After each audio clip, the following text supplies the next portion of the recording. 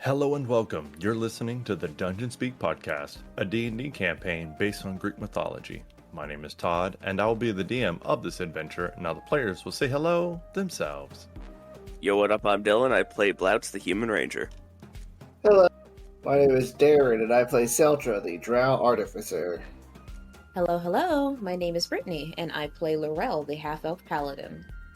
Hello, my name is Becca, and I play Mavari, the Tiefling Sorcerer. Hello, my name is James, and when I'm not running everywhere, I'm playing Tyr. I was listening to some past episodes over this past week, and it occurred to me how many times a nat 20 or a nat 1 has changed the dynamics of everything that was going on.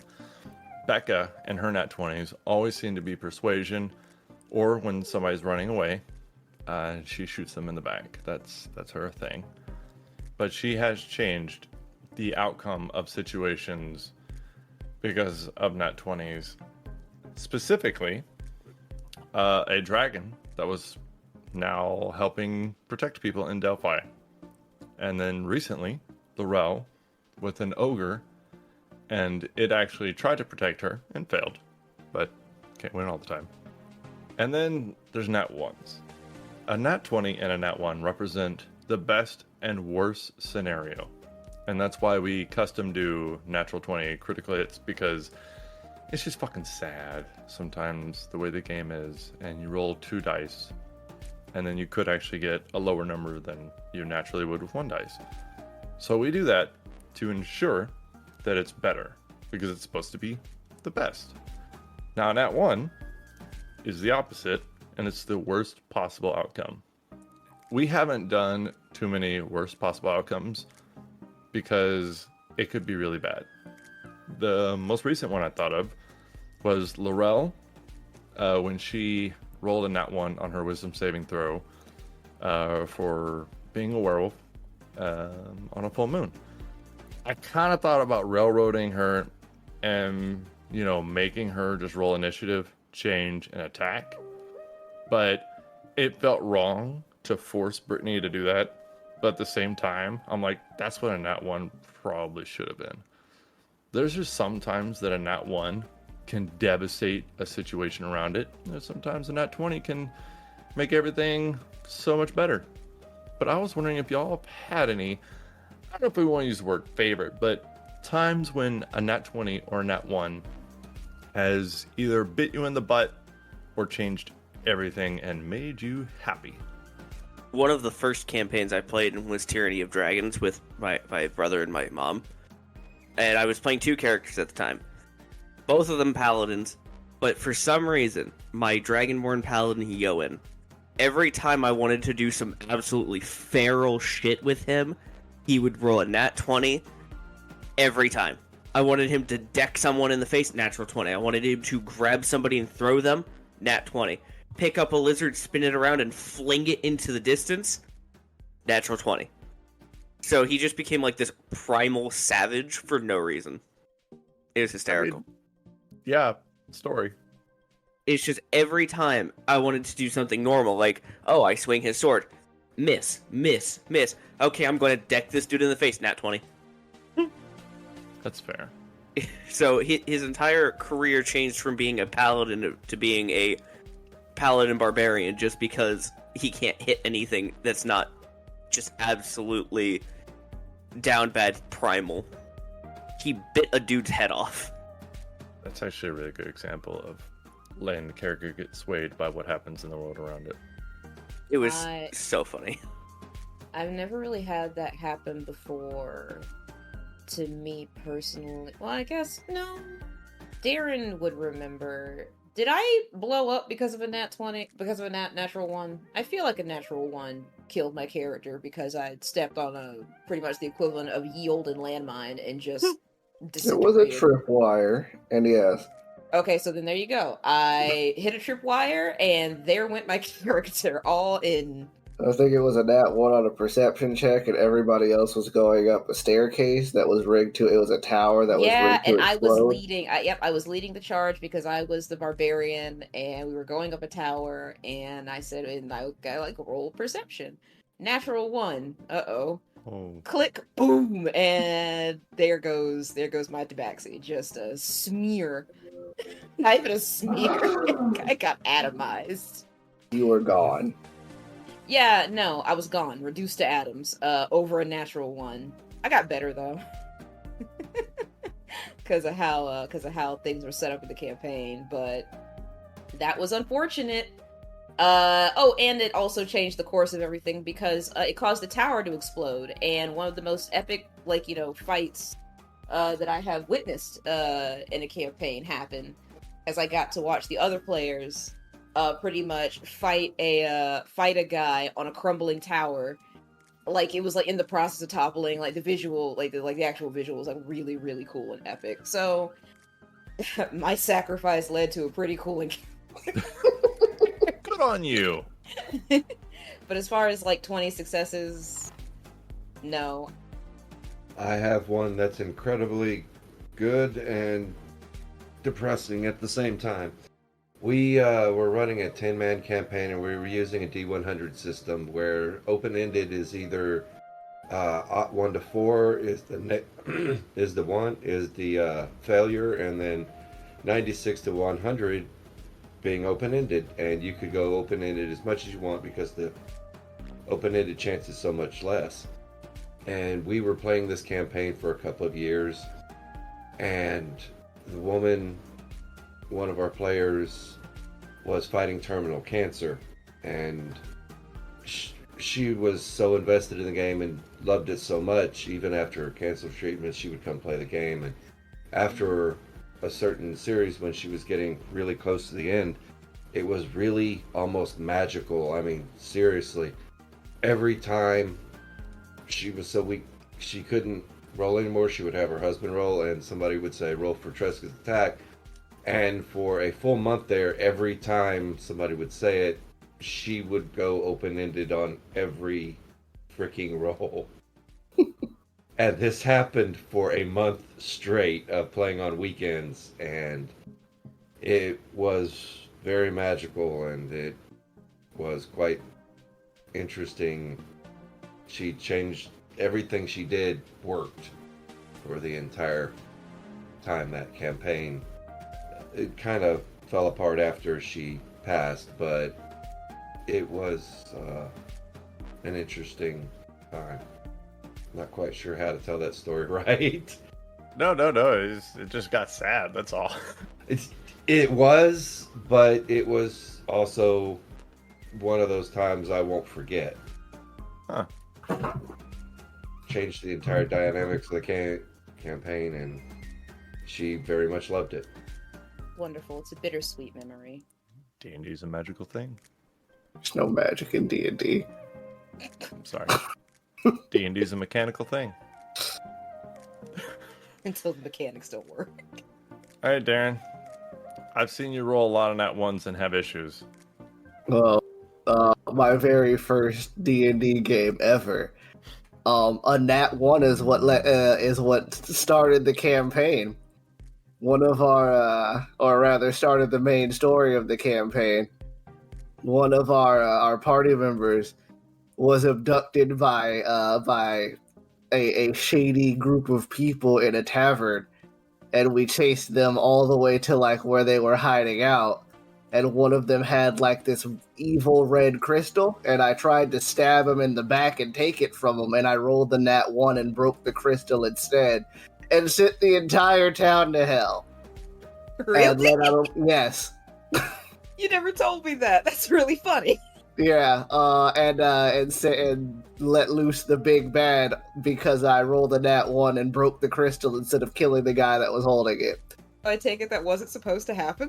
No! That's really funny. That's really funny. You Maximum accelerated the oopsie. campaign by several months. Maximum oopsie on my part. I have one that is not nearly as depressing. We had a player, his name is Jerry, he's a very good player, he's quite entertaining. He was trying to become this ultimate swordsman, carried one sword, and that would be the thing to rule it all. and he wouldn't use any other sword because it had a background story to it, and it was great. And every time he would run up for his first attack, he would roll an Ot 1 every freaking combat, and it would throw his sword. And it happened so many times that by the end of the campaign, instead of that one sword, he carried 5. He carried 5 different swords. He never let that sword go away, but he ended up carrying 5 swords in that campaign because he threw them every time. Funny. Yeah, I miss times like that. I have I have a PDF of critical misses and critical hits. We are going to use that again. Maybe not now, but eventually. It's going to come back. Poor Jerry. Well, you mentioned the one that really changed my entire character, where she convinced a dragon not to fight us after the party was not in fighting condition. I mean, okay, so negotiating was on the table, but her being your friend was not. Yeah. That was like, yeah, fuck. Yeah, so, I mean, it literally changed Mavari. Her entire character changed after that. It's all a new direction for her, huh? Well, we opened a box Mm-hmm. and released somebody who fixed Mavari's broken brain. Changes all around for her Yeah. that day. She is very much all about aggressive negotiations. True.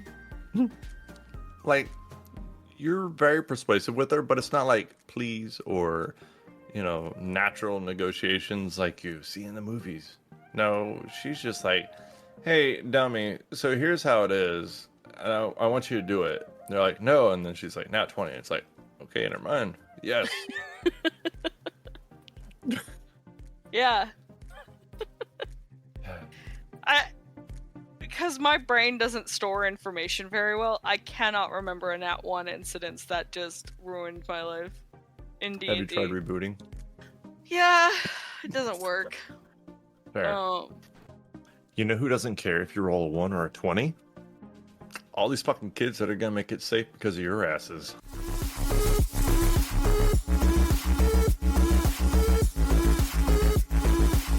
My name is Darren, and you are listening to the Dungeon Speak podcast.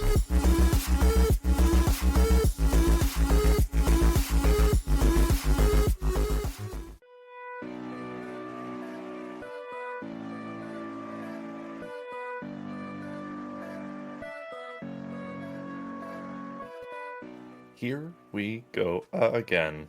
For several weeks, you've heard me say they're on their way to Sparta. They're getting to Sparta. They're about to be at Sparta. They're going south to Sparta. This week, they're in Sparta. The party made short work of 3 shadowy demonic creatures.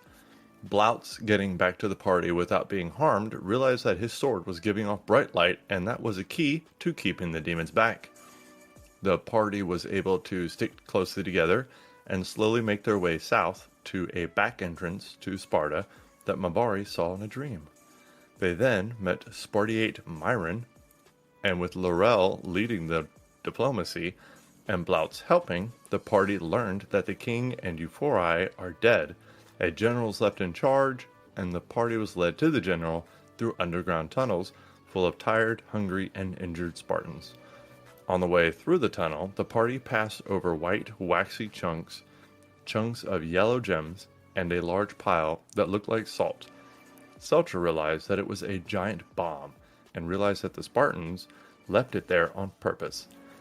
After a bit of walking, the party was in the middle of meeting Spartiate Philaritos, when another Spartan ran up from the back entrance, saying demons followed the party and found the entrance.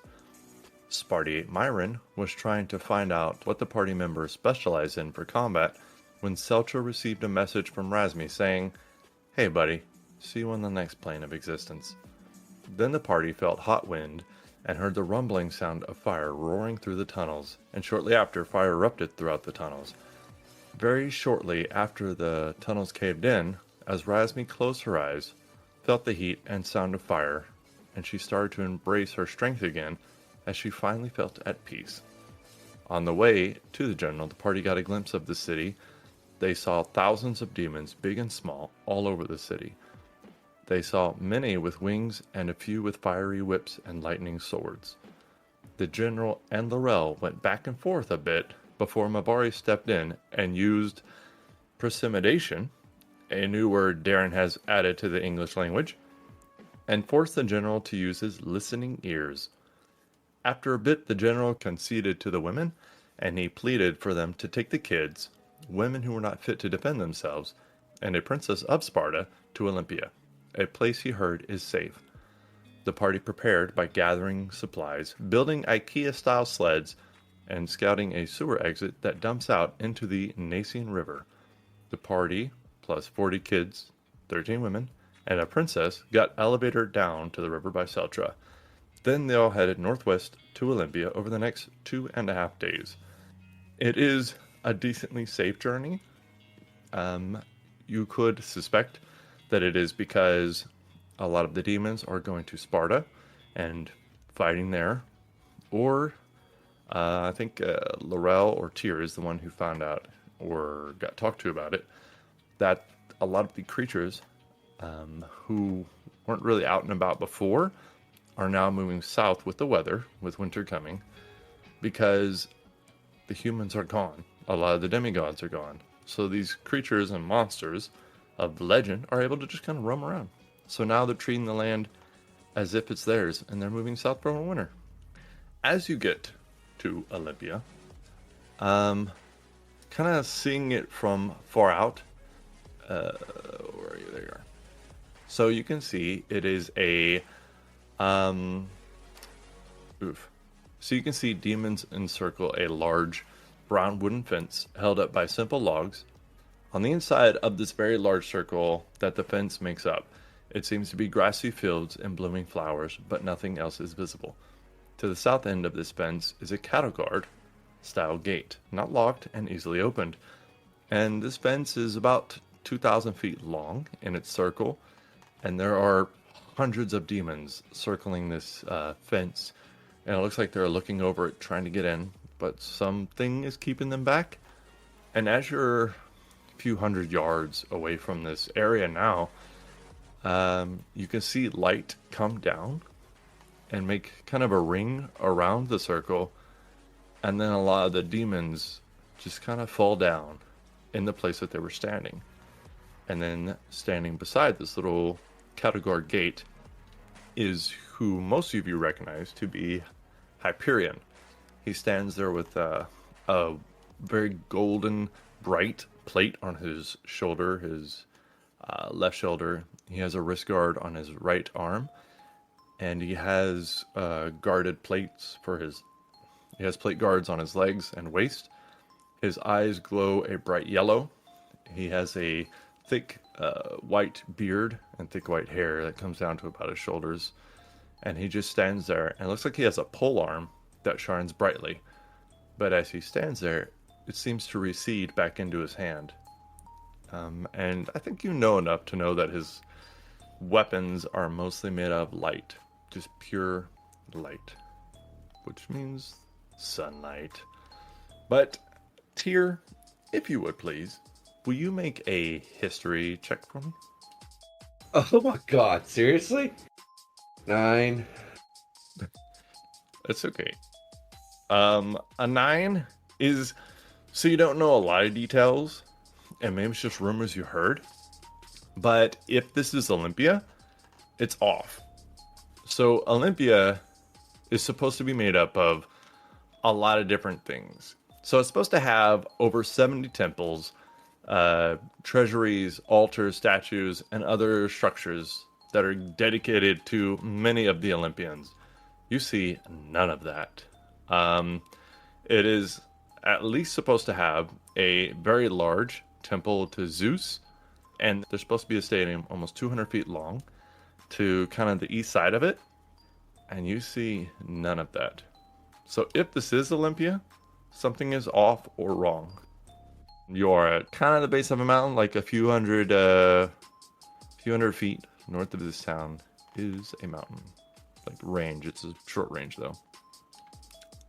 You guys see Hyperion standing outside this gate. What do you want to do?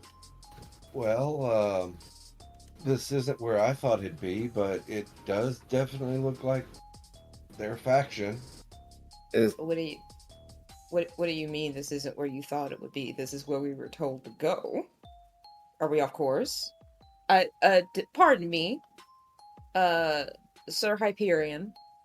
So you're walking up to the wooden fence? Yes, because we need to. Okay. Like, yeah, we. Imagine being traveling like days with a bunch of children. Like, no, this has to be the place. Yeah, so as you walk up to him, he's a little taller than the last time you saw him in the caves of Delphi. He's about 8.5 feet tall, but he is human looking. Mm-hmm. And he's just standing there and he just folds his arms in front of him, looks down at you. Right. Is this Olympia? This is Olympia. He nods. I turn back to Tyr and I shrug my shoulders. Well, it's the safest place I've seen for days. Kind of a quiet walk, though. I mean, like, it's enjoyable. That dude is tall. Hyperion will put his hand, like, obviously gently on your shoulder, Laurel. Like when you see somebody handling a baby for the first time. Like, he looks like he's obviously not really sure how to interact with people. But, to put it lightly. I awkwardly look at his hand. Yeah. He looks down at you and he kind of like leans down a little bit. If you go inside, you and your smaller people will be okay. The rest will be along soon. The rest? Yes. And who may that be? I know Kronos said he was coming.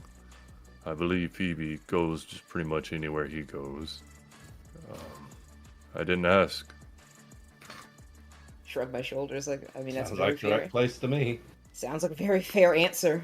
Very clear and direct. I appreciate that. Thank you. All right, everyone. Single file. Remember the buddy system. I'm hungry. Yes, I know, sweetheart. But we're here now. Tired. I know, but we're actually here. I'm bored. So the buddy system. Do we want to see what happens when Laurel gets upset again? You just like very conjoined. No. Then that's right. Find your buddy and let's go. Step lively. 1, 2, 1, 2. We're almost there. This is going on Brittany's resume for kindergarten. Perfect. So you step through the gate. Yes. Yes. Who goes we through the do. gate first? Is there like an order, or do y'all just kind of let the kids go first with Laurel and then y'all follow behind? What's up? I'm leaving right through. We'll follow the kids to make sure that, they all go through. Yeah, kid wrangling. Yeah, I'm Yeah. like, as they're walking through, I'm doing head counts to make sure that no one got lost. 1, 2, 3, 4, 5. I'll be the last. All right. So, as you step inside Laurel, it looks a little strange. Looking outwards over the fence, everything's absolutely fine. It looks perfectly normal. Inside, here's a little bit of difference. So, all around are happy and smiling people. Hundreds, maybe thousands. They speak with an accent, but will happily greet you. There are cups of wine being passed around from the center of this town, where a blooming garden and natural fountain of wine comes from rocks that are square and coming up out of the ground. You see no tents, buildings, or notice of privacy. People are wearing tunics, robes, or nothing. Some people are asleep on beds of grass and leaves, and others are on smooth and square rocks that are placed around.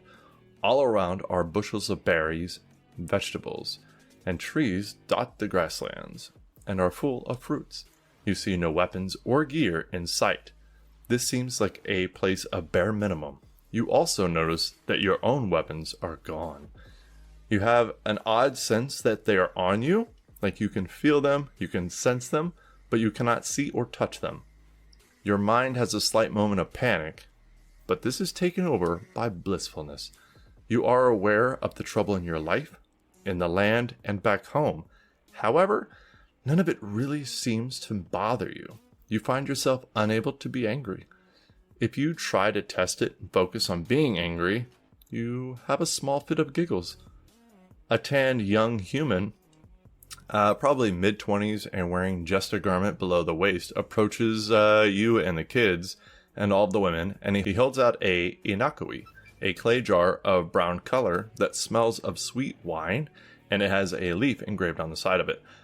He also holds out a small clay plate with a small vine of grapes on it, a couple of apples, a pear, and various other fruits. He says, "Welcome to Olympia." Hello. Quite the place. Yeah.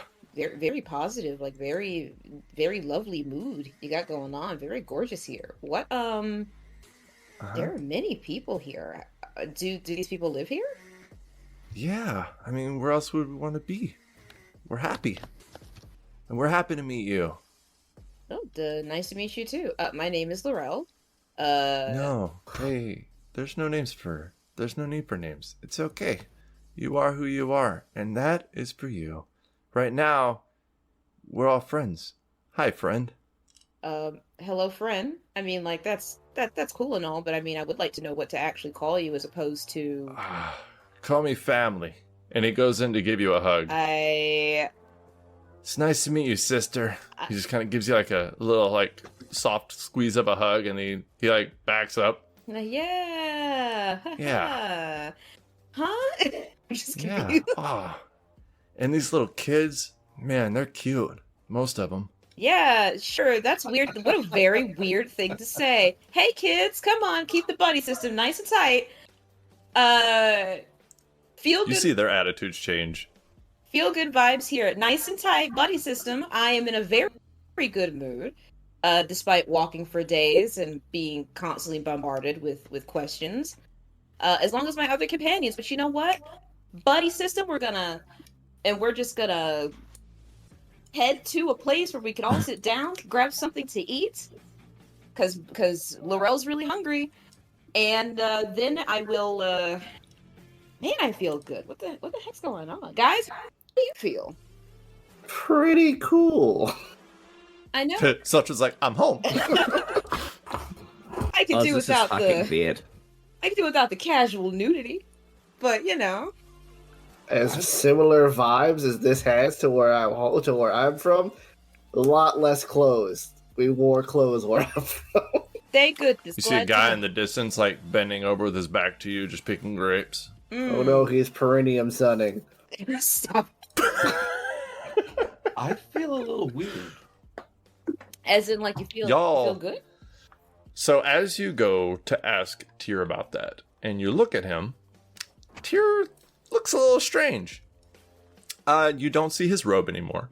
You don't see his hair. Uh-oh. You don't see his book. Uh-oh. You actually don't see Tyr. Oh. You see I was gonna make the joke. you see dots of light kind of all over the space where his body should be. Like little tiny stars. So that can't be good. he's incorporeal, just like little star, like a silhouette. Yeah, pretty much. Is Genielle here? Genielle is here. Okay. They didn't revert him back to his spiritual form. Tyr, Yeah. I walk up to him. Do you realize that you're A ghost? yeah. I do feel a little funny. And I'm gonna like gently like poke your arm. You can feel his skin. Mhm. It's a bit like the disguise self spell. Mhm. Like you see something, but you feel something different. Oh. Okay, well you're there. You just look quite I promise I didn't have any spells going. so then As he talks, you can see a couple of the stars move, but it's weird because he has no mouth. are you was what is this place? What is it doing to you? I thought that you were, solid. I was a minute ago. I wonder I'm if he's gonna- a liquid or a gas now. I'm gonna flag down another person. Excuse me, sir. Just he smiles at you. You see just a random dude with like rugged brown hair. It looks clean despite the fact that it doesn't look like he's brushed it or anything. His skin is smooth and clean, but you see like no bathing parts around here. And he just kind of stops and he covers himself as he turns around. Why are you wearing so much? Personal Because- choice. Yeah, personal choice. We just got here. Anyway, He like pulls his hands away from his privates and holds it out. Hey! Want a hug? No, there are children around here, sir. Please. Welcome, kids. No, don't. He yells No, out. no. Stay. You stay right there. Don't you move. I want. To go home? I know. I want to question. I want to hate it, but something is I- keeping me from. I know, right? There's any some form of disgust. There's something that's keeping me from hating everything. You guys notice that Hyperion is standing outside the circle and just looking in like he can see what's going on, but he's like, fuck that. Okay. I think I like the idea he has. The question I need to ask you, sir, stay right there. Don't move. Yeah, no, go ahead. He just stands with his hands on his hips, 6 kind of feet. swinging around a little bit. 6 feet.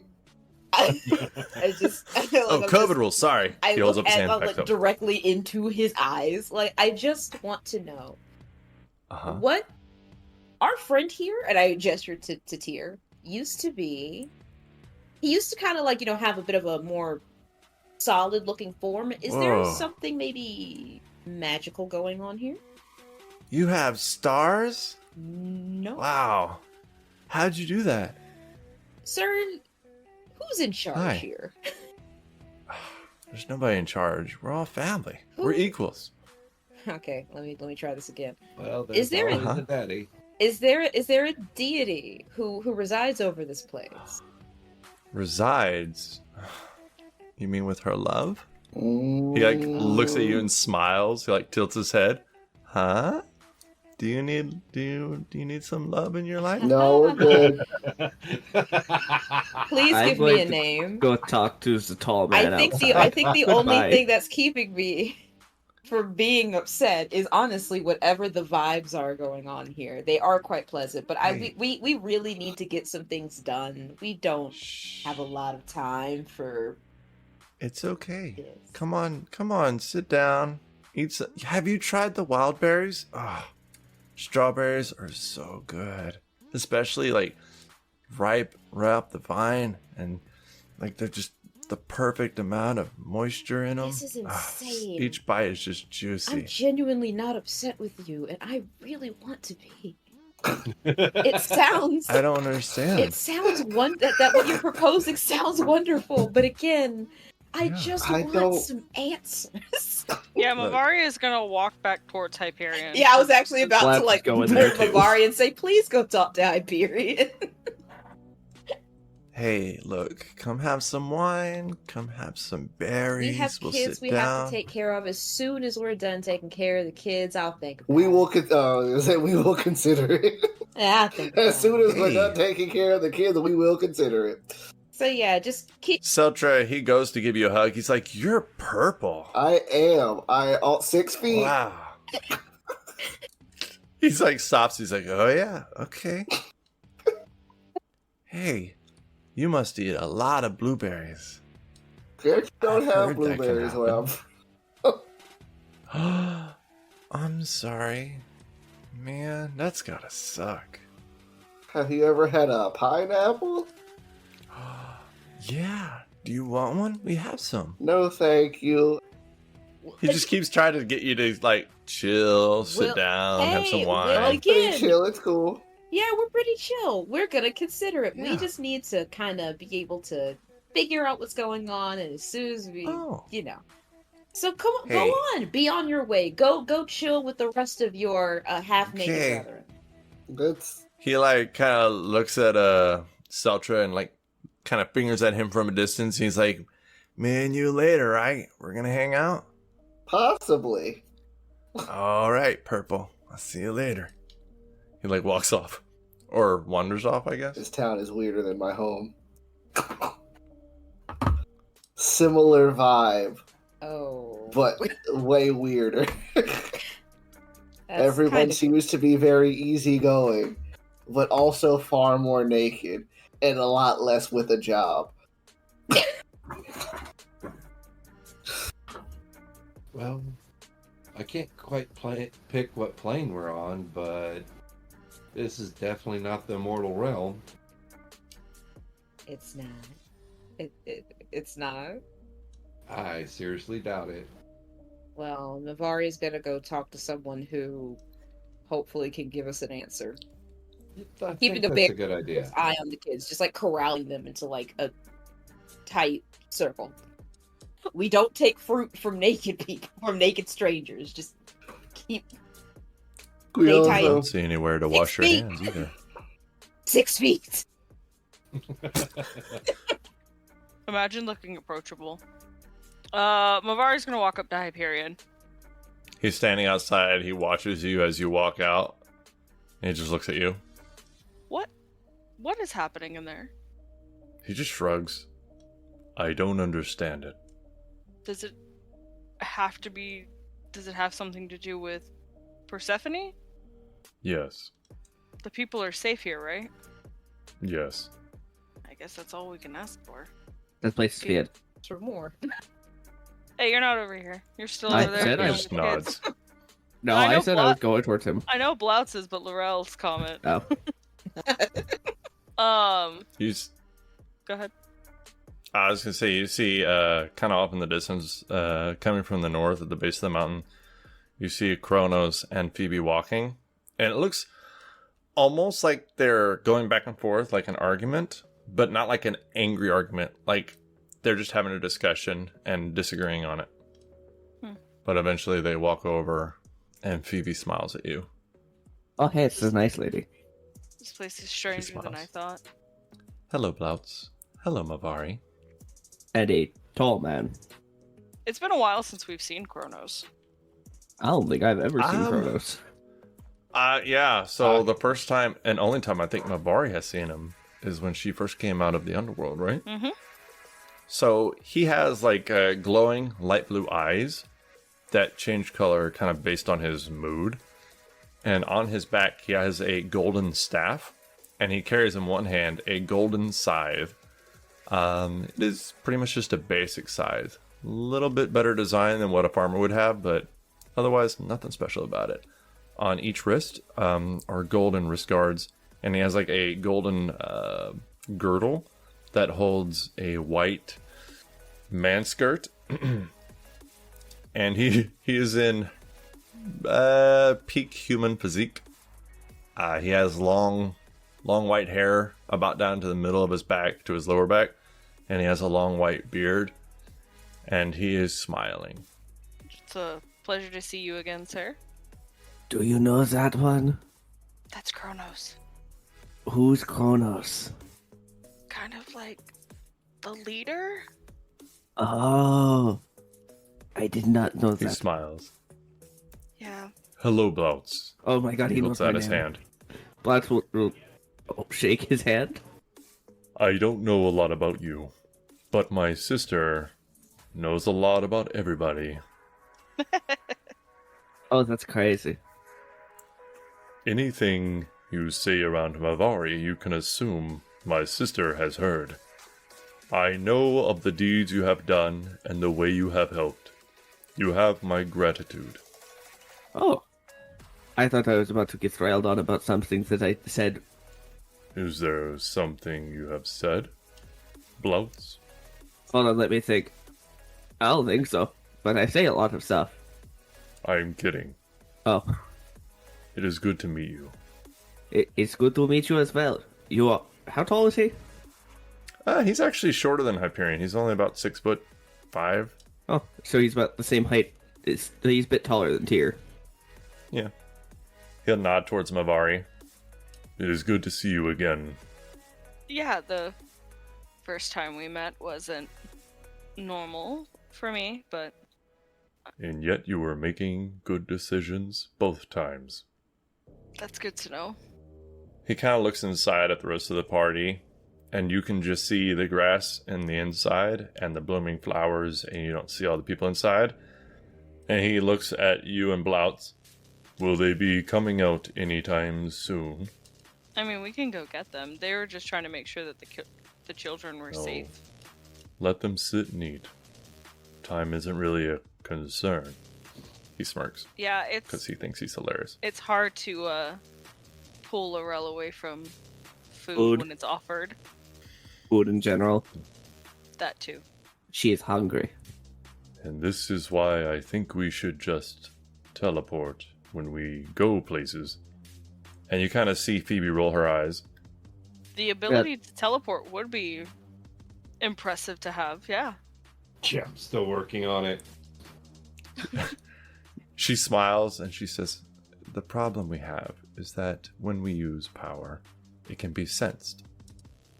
As in the Olympians would notice if all of us were teleporting around. Eventually, maybe not one at a time or at once, but I think the chance should not be taken. Oh, Jazz, those guys are kind of dicks, huh?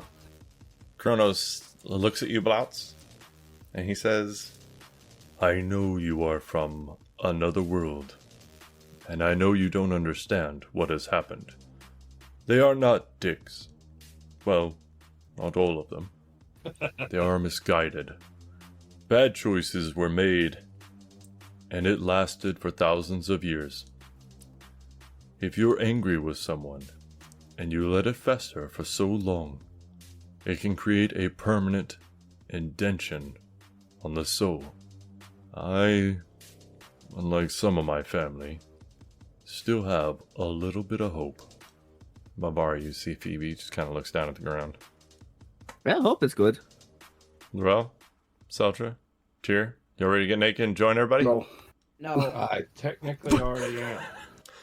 Oh, that's fair. Tears so he had no body.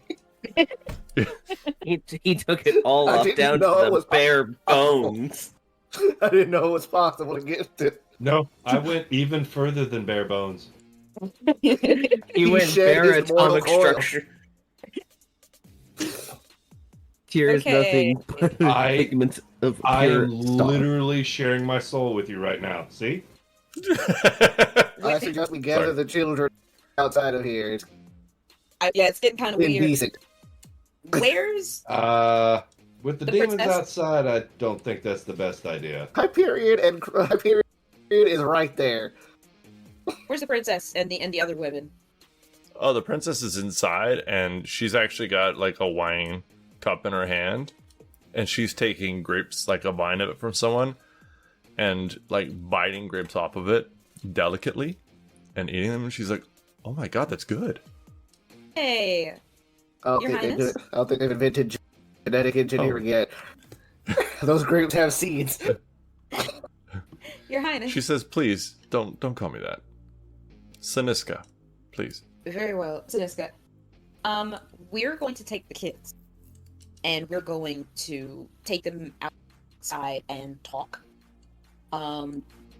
Just you and the other women, please be mindful. We're not entirely certain what's going on here. Are you bringing the kids back? Oh yeah, we're gonna bring them back. We just want to make sure this is a child-friendly environment. I say side-eyeing She a gestures gay and person It's a walk lot by. safer. It's a lot safer. Off than in the far outside with the distance. demons. Up in the distance, you can see kids like playing together, not naked. Well, maybe a couple, because they're kids and they just don't give a fuck. So that makes a lot more sense. It's not that. That's not my concern. We're just, like I said, we're just gonna. We'll be back. Right back. We're gonna bring the kids back. Promise. She takes a big drink of the wine. Mm-hmm. Okay. All right, ladies, we'll be back. All right, kids, buddy system. We're gonna go back outside real quick. Why are we doing that? There's a lot of army of demons outside. Hyperion is right there. There are titans outside. They're literally right there. Can It's I all- see it- that she's herding the kids back towards us? No, you can't see inside the fence. Got it. Sorry. 1, 2, single file, buddy.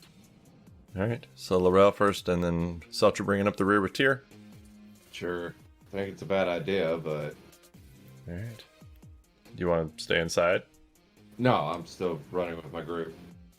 Oh. So as you walk out, Seltzer, as you're walking beside Tyr, you can see his skin like visibly appear as he steps foot over that gate. Almost like he's stepping through a portal. Wait, why'd you bring them all back out? Because there's a bunch of naked grown people in there. I don't know if you've noticed, but lack of clothing seems to be part of their culture. It has nothing to. It has a little bit to do with their lack of clothing, but it also has to do with how weird you feel. You felt it, right, when you were in there? Just how... Also, how touchy they are. Yeah, Yeah. it's a weird vibe. That's all I'm saying. I just want to make sure that everything is... 1, personal space. 2, personal space. I As just want to far make sure as that I everything's cool. know, everyone is safe there. We wouldn't have been led here if it wasn't safe. I didn't say it wasn't safe, I said it was weird. Sometimes it's just gonna have to be weird. It's gonna get weird. I don't know, it's kind of... It's very bizarre. We're ensuring their safety, and that's what we've done. So can you please tell me at least what's going on and what's happening in there? Because that's the thing that's concerning me the most. No one will give me an answer in there. Not even their own name. And that's annoying. Who are you asking? That's Navara. She's the one that came on. Oh, So do you know what's happening? it has something to do with the god who resides over this place. So she's the one who's doing all of that? I'm guessing. I'm not too familiar with Phoebe. I just know that not Phoebe, Persephone. I just know she's residing over this place, and that it is safe. Is this a Titan friendly place? Because I just sort of like look at Hyperion, who has refused to go beyond that gate. With Kronos there, I think this is Titan friendly. Phoebe takes your hand, Mavari, and you see kind of the vision of a woman in your head, and she just smiles silently. I mean, looks pleasant enough. Okay, but we really should try to find somebody who's actually in charge, so they know that we're here and that we brought a bunch of kids and women and a princess from I Sparta. don't think there is anyone in charge. I think That's what they said.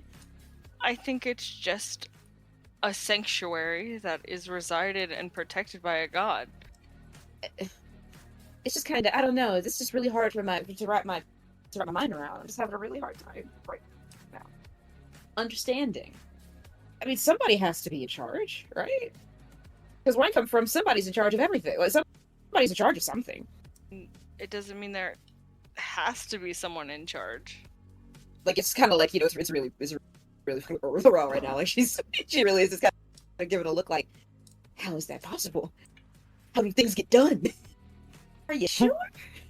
Like, who looks after the children? Who makes sure that, like, that people are fed and well, I guess they're not really worried about the whole clothes things, but, like, like, who tends to the livestock? Who makes sure that, like, that I'm sure currency is flowing? everyone. And I'm that's sure why everybody's. the Deities have divisions. I'm sure everyone is Okay. sharing responsibilities, but I think it's. You saw no livestock. You saw only fruits and vegetables. So you mean to tell me, Mavari, that if I just let these kids go in there, they just do whatever? There's no one watching them? I don't think that's the case because children still need to be cared for. Exactly. Like, they don't have any- I'm sure responsibility type things are still handled. It's not like they're just not doing those kinds of things, but it's also like, why need currency if they don't need to barter or trade when everything is openly there? Guess true. But then, okay, so then maybe we could at least just find a wet nurse, a nanny, a nursemaid. I just want to make sure that I'm passing these kids off They to were like Someone plenty of responsible. women there who. We brought 13 normal women and a Yeah. princess here. I think they'll be fine. Yeah. Well, I thought it was just a little rude, just kind of like, be like, okay, they're your kids now after we, like, escorted them. But There's from the same place. I don't think they'd mind. Why don't you ask the women? well, yeah, I guess I could do that. This is really Seltra. Huh? Is this how your society functions as well? No. Huh. Not this free and easy. I mean, there are people in charge, but like That's the thing that's just that's just blowing my mind right now.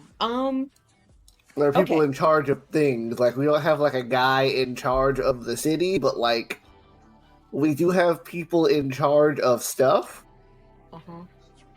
So you have no monarch, no, No. just like, I'm just staring, I'm like, huh. We kind of get together and make decisions. But we also have like food, or rather meat. It's not just berries and wine. Oh my god. Okay, well, worried there for a second. I love my protein. But then again, you have fish. It doesn't matter. You know what? I'm getting off topic. Very well. I throw my hands up in the air. I will go talk to the women of Sparta and just I'm gonna dump the kids on. They're your problem now. just There's that problem now. let them go. I guess. They're now It seems proud a little, mothers of It seems 30 a new little children. inconsiderate, but Why do we need to care for them? We did the task that we were supposed to do. Guys, that's what's literally our job. I'm gonna be real. As much as I just tend to because they argue, walk through the door doesn't mean. as much as I tend to argue with Mavari on these points, she is right. We did just offer to bring them to the city. We gotta let them loose eventually. True, but I guess I just want to make sure that they don't put anybody in a friggin' meat grinder, because I think that just because we took them to a place, I just want to make sure it's I don't okay. think I these just people have a in the meat air and I walk grinder. back in the cave. I walk back in to go talk to the ladies of Sparta. I'm just like, you know what? Whatever. I think the only grinders they have here is a dating app.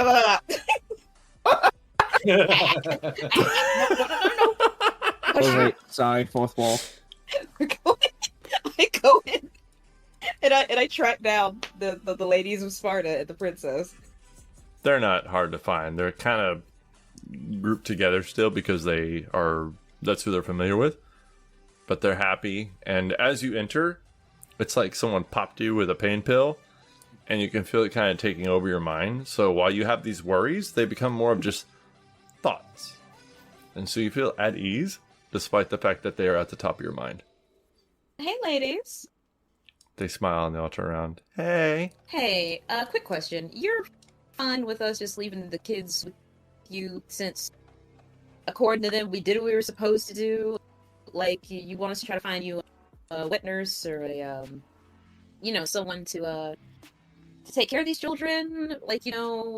Or I'm pretty certain that some of you, I don't know if some of these kids are yours. Like I said, I just don't want to be rude and offload them on you if you're, not willing to. They smile and a couple of them laugh. We all like kids. And then they point at one of the pregnant women. They're like, I hope. And then they laugh again. They're like, why don't you stay here and become family with us? No, we've got things to do. I mean, it sounds like a wonderful idea. I'm not going to sit here and lie, but we've got other priorities that we have to take care of. But I mean, if we don't have any other choice, we'll think about it. Family, fun, food. What else could you need? I got a couple other needs, but I don't think you'd be quite. They kind of look at each other, and then they all kind of look at one of the guys who's nearby who's really fit. And he's got slick back hair and a light blue eyes and a gleaming smile. And they're like, yeah, we get that for sure. Well, yeah. yeah, I do too. But right now, we're in the middle of something. But the kids will be fine. You'll watch the kids, a whole 40 of these children. They just kind of smile and laugh together and we all will. We're family. Ooh. We've all been indoctrinated into some weird shit. All right. One of us. One of us. Oh no, they Okay. drank Kool-Aid. Okay, I say. And I walk out, and I'm like, all right, kids. Go have fun. Yeah, go talk to the women first, and if they allow Go climb you to, things. like it. Yeah, Go talk to the women first. If they say that you can go, you mind them now. Now go on, go eat. Go get something to eat and something to drink. you see one of them Stay out like of the wine. tugs. One of them tugs at your armor. Yes. Thank you. You're welcome, sweetie. I ruffle their hair. Now go get something to eat, and you drink water, and water only. You stay out of that line. That one turns around. You see all the other kids have ran the opposite direction of the women, and are just like playing with fruits and like throwing them at each other and like sliding through some of the berries that they've made like a lube out of, and they're just kind of sliding around the grass. And then that one like looks up at you and smiles like mischievously, and then like runs off with the other kids. I shake my head and shrug my shoulders. Okay, well, here's hoping that they don't maim each other in the next 15 minutes. I give it. I'll take at least 30. I give it 10. Kids love to harm each other. You are incredibly positive with that 30 estimate. No, I said 10. Let's do it. All right. So we did the thing. Now we just need to find the next part of where we need to go. Weird. I don't know if I like that. It's kind of weird and creepy. Lots of things are weird and creepy. Yeah, true. But I mean, like, to pretty much be forced to only feel positive feelings. Who needs negativity in your life? Me. I mean, that's true. But if negative things happen, like, you have to deal with them. You can't just sit To be there. fair, That's weird. if this is the safest place, this is the safest place. I mean, it's That's true. all we No can one's do. being eaten by demons, so I'll give it that. But I mean, I'd rather they'd all be drugged up happy and not being eaten by demons, than drugged up happy and being eaten by demons. it's the demons thing. Yeah. It's If the there were no demons. demons, this would be way worse. I feel like the inclusion of demons makes this okay. Not good, but okay. Okay, it's just weird, but okay. Mhm. So, what's next? That is the question.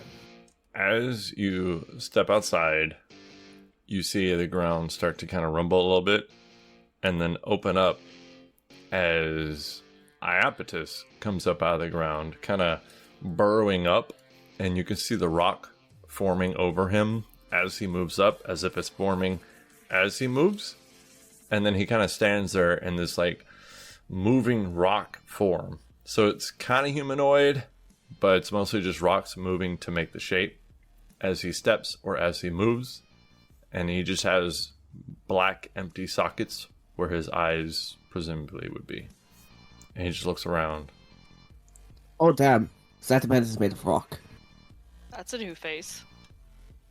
Zeus? That's not the same Uh, dirt man. Saltra, I believe you're the only one who's met him. Phoebe says, "This is Iapetus. He is the builder of our people." Saltra will give him a Alright. fist bump. Baptiste. That's a weird name. Oh, it's I helped him restart a planet. What? What? It just nods its head at you. Well, That's where we sent. That's Artemis. fascinating. Yeah, he sent her somewhere else.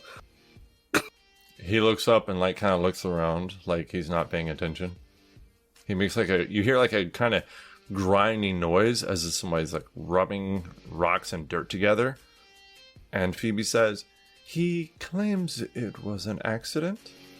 wait, was he speaking primordial? Fuck, I don't remember. Hang on. Primordial Terran? Yes. Blouts knows with that language. Actually, Oh shit. Okay, so, huh? yeah, I'm surprised. Sorry. Does Tyr know it also? I believe guess the second, and I had the page off. It's either that or elemental. Hold on. I forgot to tell you, if you want to pick whatever skill you wanted to use for the day, I did not want to choose for you. It's I all took good. a long rest. Common, abyssal, celestial, primordial, and dragon. No fucking shit. Okay, so you both hear him just kind of like say in a dry voice, voice. I don't know if I want to use the word voice, but dry tone. It was an accident. I giggle. Oh, in primordial, just grumble. I understand that. Accidents happen. It looks at you, and it just stares. You just see these black empty sockets. It doesn't have any facial expressions. Nod solemnly. Starting to understand that much better. Yeah. Yeah, oh hell. You just heard rock grinding come out of Blount's mouth like a Yeah, I'm language. like, yeah. I had no Blount gargled rocks. Oh, my grandfather taught me how to speak primordial. All four of them. Oh, I thought you were gonna say my grandfather taught me how to gargle rocks. I mean, Right. he did that to clean his teeth. He has very big teeth. Oh yeah, he said he was a dragon. Yeah, he's a dragon. Soldier. I was like, Shelter was doing the calculus of gargling rocks. Like, why would you? Oh, he's a dragon. He's bigger He's a than dragon. he's bigger than normal. Takes quite a bit of time to learn that language, actually. Oh, ja. So, you are all assembling here. Why here specifically? Kronos looks at Iapetus and then at Phoebe. And he says, Iapetus claims to have found a way to send Seltra home. Really? He kind of just looks at you. Oh, sorry. Really? Not questioning you, actually. Oh, that's cool. I found a way, but it tends to have been blocked, sending to a different dimensional insert. He says, the dimension that Seltra was sent to belongs to Iapetus. Got it. As always, there's something else I need to learn before I can complete some things. There's always more things to know There is. There really, and ways to really grow. is. Oh, reading Rainbow. I stabbed Seltra. Not Blount. Still I with deserve us. that one. I would do that. Actually, I like that show. That's your dad. He looks at you, Seltra. Kronos says, is that what you want? I would love to go home. Though I do feel a little bad. Like, is everything here gonna be okay? Is a whole swarm of demons over? I mean, we got the kids safe, and I mean, there's not too much we can do about the people that have already died. But like, Sparta's got a demon cloud over it. He smiles. That is in hand. Good, because I wasn't able to clear that. And it's always nice to know the rulers have things under control. Not that they actually follow that class system, but So you'll take care of the demons? We will.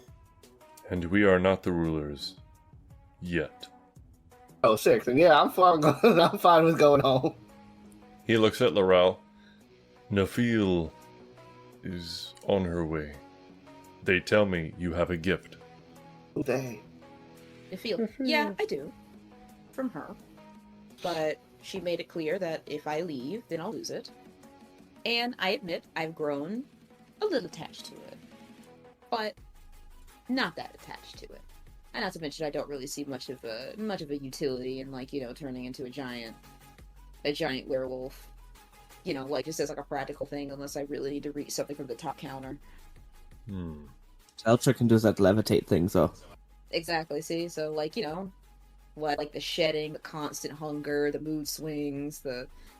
trying to tear your Attacking loved your ones apart friends. once a month. Yeah, the trying to tear you to pieces every full moon, the need to... You see Kronos look curiously at you and then Phoebe, and then you see Phoebe kind of touch the top of his hand, and he's like, oh, that's what one is, okay.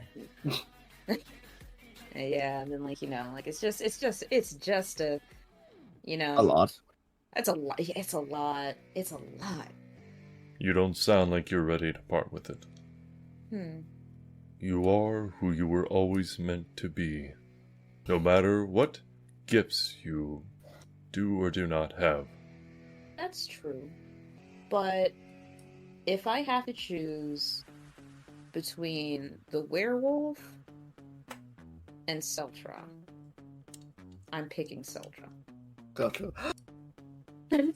Aw. How You romantic. see Kronos looks puzzled, and Phoebe is smiling. So, yeah. No ifs, ands, or buts about it. I take Soldier's hand. Well, Regular one, right? Yeah, regular. Hydraulic grip my hand with your metal arm. Crush my hand. he kind of looks at you, and then he looks at Iapetus, and Iapetus says to Celtra and Primordial, he says, I can build you another flesh hand. Does Ultra speak primordial? No. Seltra's Well, just like, looking between them. Seltra's just nodding. Fist bump, bro.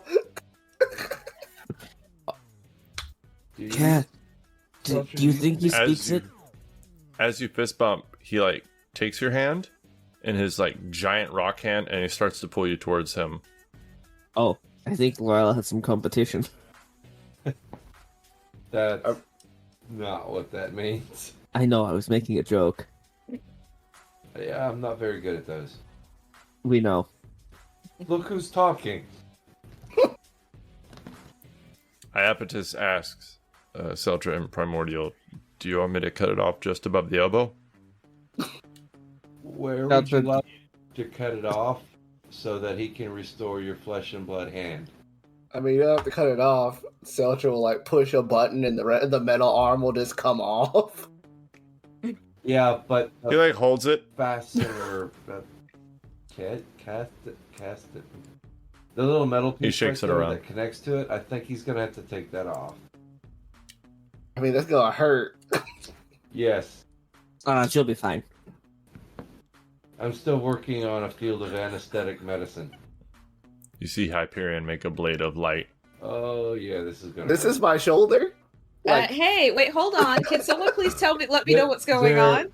He's going to restore his flesh and blood arm. Are you sure? Yes. I actually speak that language. Yes. That's what Zelda? she said. Are you okay with this? okay with having my arm back? Yes. Okay with the process? I'm not sure.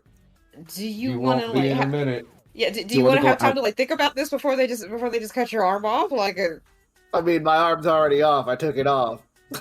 oh right. I just stare at the stone. Well, I'll hold your good hand. I'm like I don't know. If anything goes wrong, we have the replacement right there. I guess that's true. If only I hope that I learn He's ready. to be as carefree as you. Okay, all right. I just like hold your hand. Let's give us a thumbs up. Hyperion cuts it.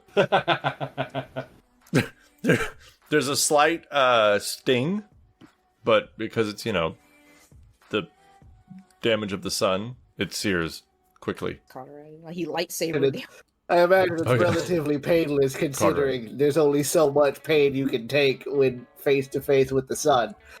Your Yeah. body just So- doesn't register it. You see Iapetus put your other arm, like, into him, and his body seems to absorb it. And then he runs his hands, like, over your arm and works it down like he's massaging it. And as he works it down, you see, like, dirt and rock kind of moving over his body. And you see the dirt kind of melding with inside of him and coming out. And you see it's a bit of a black goo at first that forms into, like, a red and then a tan. And then as he works his hands down your arm, it forms a purple arm, then an elbow, then a forearm, then a wrist, and then a hand. Except for your thumb is on the wrong side. And he looks at you, and you hear this like noise. And he thought it was funny. My hands don't match. Your hands are the exact same. It's just upside down. My hands don't And then he match. reaches over and fixes it. Thanks. I'm gonna have to get used to this. Again, I've been traveling with a prosthetic hand for so long. Oh, he holds up a finger, reaches in himself, pulls the arm back out, pops one of the compartments on your old arm, and hands you a dart. and then puts it back. My magic dart. This thing has actually been, Very useful. The nat 20 dart. yeah. Go breaks the fourth wall. We called it that for some reason. I don't know why. I don't know what a nat That's 20 is, weird. but it has helped. That's crazy. And Seltra will put it with the rest of his weapons. Laurel bites his new arm. See what it tastes like. I'm not. No? I'm not gonna do that, but I will like pinch it just a little bit. Can you feel it? Ow. Can you feel it? Oh. Well, look at that. Well, that's wonderful. How did you get some nerve endings in there? I don't know. He did it. There were no nerve endings in the metal one. Hyperion looks at Kronos. Not bad for his second time. Second, Second. What was the first time? I was concerned that it was the second. That's not something he's done numerous times. I mean, hey, he's got the. I mean, look, he's got all 5 fingers. And It was I have upside 3. down for a second, but now it's I have back. 4 fingers, like a cartoon character. and the elbow's where it should be. No, disposable thumb. It He bends, has it a moves. triple jointed elbow. His elbow can go backwards. I suffer from a condition known as jelly arm. He's that scene from Harry Potter. He made you I arm. cast dissolve bone. I never said anything about like the bone inside. I just gave you one. It's just a floppy funny. noodle on his side. Flat, flat, flat. Hilarious. But look at that. You got yourself a new arm. Feels. How's it feel? Just as. Ooh. Aaron swallowed spit wrong. Feel just as doughy as my other one, so. Well, Well, that's good. I mean, that wasn't a bad thing. That's good. well, okay. As long as you're okay. As long as you're good. I'm glad that you got. Because your that's arm what back. Seltra looked like before he died. Yeah. I mean, the only difference was that I had a metal arm. I would hope it's not that drastic of a difference. Yeah. I was like, I don't think it's that drastic, Klaus. I think he. What I don't understand is why you would want your original arm back. The other one had cool contraptions. And like a magnet True, thing. but I also Because he wanted to pee more freely. He's got 2 hands, and also, how does peeing have anything to do Yeah. with What it? does peeing have to do? with it? There's no feel to it. I always wondered Through your arm. how he didn't just pinch himself. He hasn't also Something I've always had. wondered. He has Let's 2 put his hands. hand. Yeah. Like I don't know much. No, stop. We're not doing this. I ban it. This conversation is banned. Yeah. Well, I have an entire new research field to check into now. Recreating our limbs. Kind of. Hmm. Because I can still feel my full mystic energy. And it's not actually. I always thought that mystic energy was affected by the flesh. And it doesn't seem to be the case. Okay. Kronos looks at you. Which reminds me. Tell your family I said hello next time you go home. I will. among Thank the you. star people. Eats from space. That's kind of where I'm thinking this whole thing is coming from. Oh, Steltra, I have something for you, by the way. You do? I do. It's from Razmi. She gave it to me when we were in that town before we hit Sparta. Okay. It's Mavari will hand over. It is a 6-inch cylinder item wrapped in cloth for Seltra. That's exactly what it says in my inventory sheet. Seltra will take it and then kind of unravel it and look at Mavari. And like the way you made it sounded like you were going to stab me. Oh. Pulls I'm out a Press knife and hands it to Mavari. I'm pretty sure that's just how my voice sounds. I mean, true, and I've gotten used to it. It's just kind of funny. A gift from Seltra. Razmi. You unravel it, and in your hands is a machine component. the same machine component that she dropped the day you were found out on your homeworld. Felcher just kind of looks at it for a little while and kind of he sighs and just but he'll hang on to it. What is it? It's a machine part. Remember how I said we blew up? That's how we ended up here? No, this isn't going to blow up. It's the reason why the machine blew up. Was We didn't in my head wondering if it was gonna blow up. No, it's the part that we removed that made it blow up. I didn't know she still had this. Okay. But You okay? I'm okay. I'll be alright. Speaking of which, I have a question. Great one. Our friend They passed- all look at you like they all think they're the great one. They all kind of are. Our friend passed here. Several friends passed here, actually. When their souls go to wherever they're going, are they going back to their world, or they reside here? And is there a trading option between worlds? Seems to be, since they're here. Something I've been wondering for a while. Kronos looks at Phoebe, and she walks up to you, Tyr, and like takes one of your hands in hers. I regret to inform you that with something that has happened recently, it has kind of blocked us off and separated us from other worlds. I don't know, and I can't see beyond ours, but I can promise you that wherever your friends are, they're not in the underworld. They're somewhere much better. Thank you. It's actually helpful.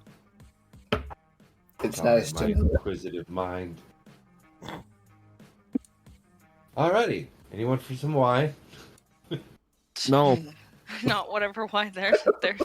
Yeah, I'm like, I don't know. if I Where's the wanna- line? No. No Kool-Aid for you? Well, I really Does am that- interested to go to your world and try this Kool-Aid. It sounds fascinating. Hyperion says, I would prefer a fight to wine. oh, that sounds more fun. How much? He looks at you, just kind of like looks down at you and narrows his eyes. I am Hyperion. I am Lutz. Hello. Well, yeah. Say bonjour. Speaking Sylvan for funny. I do not recognize this. Oh, it means hello. Okay. Is all the other Titans meeting here too?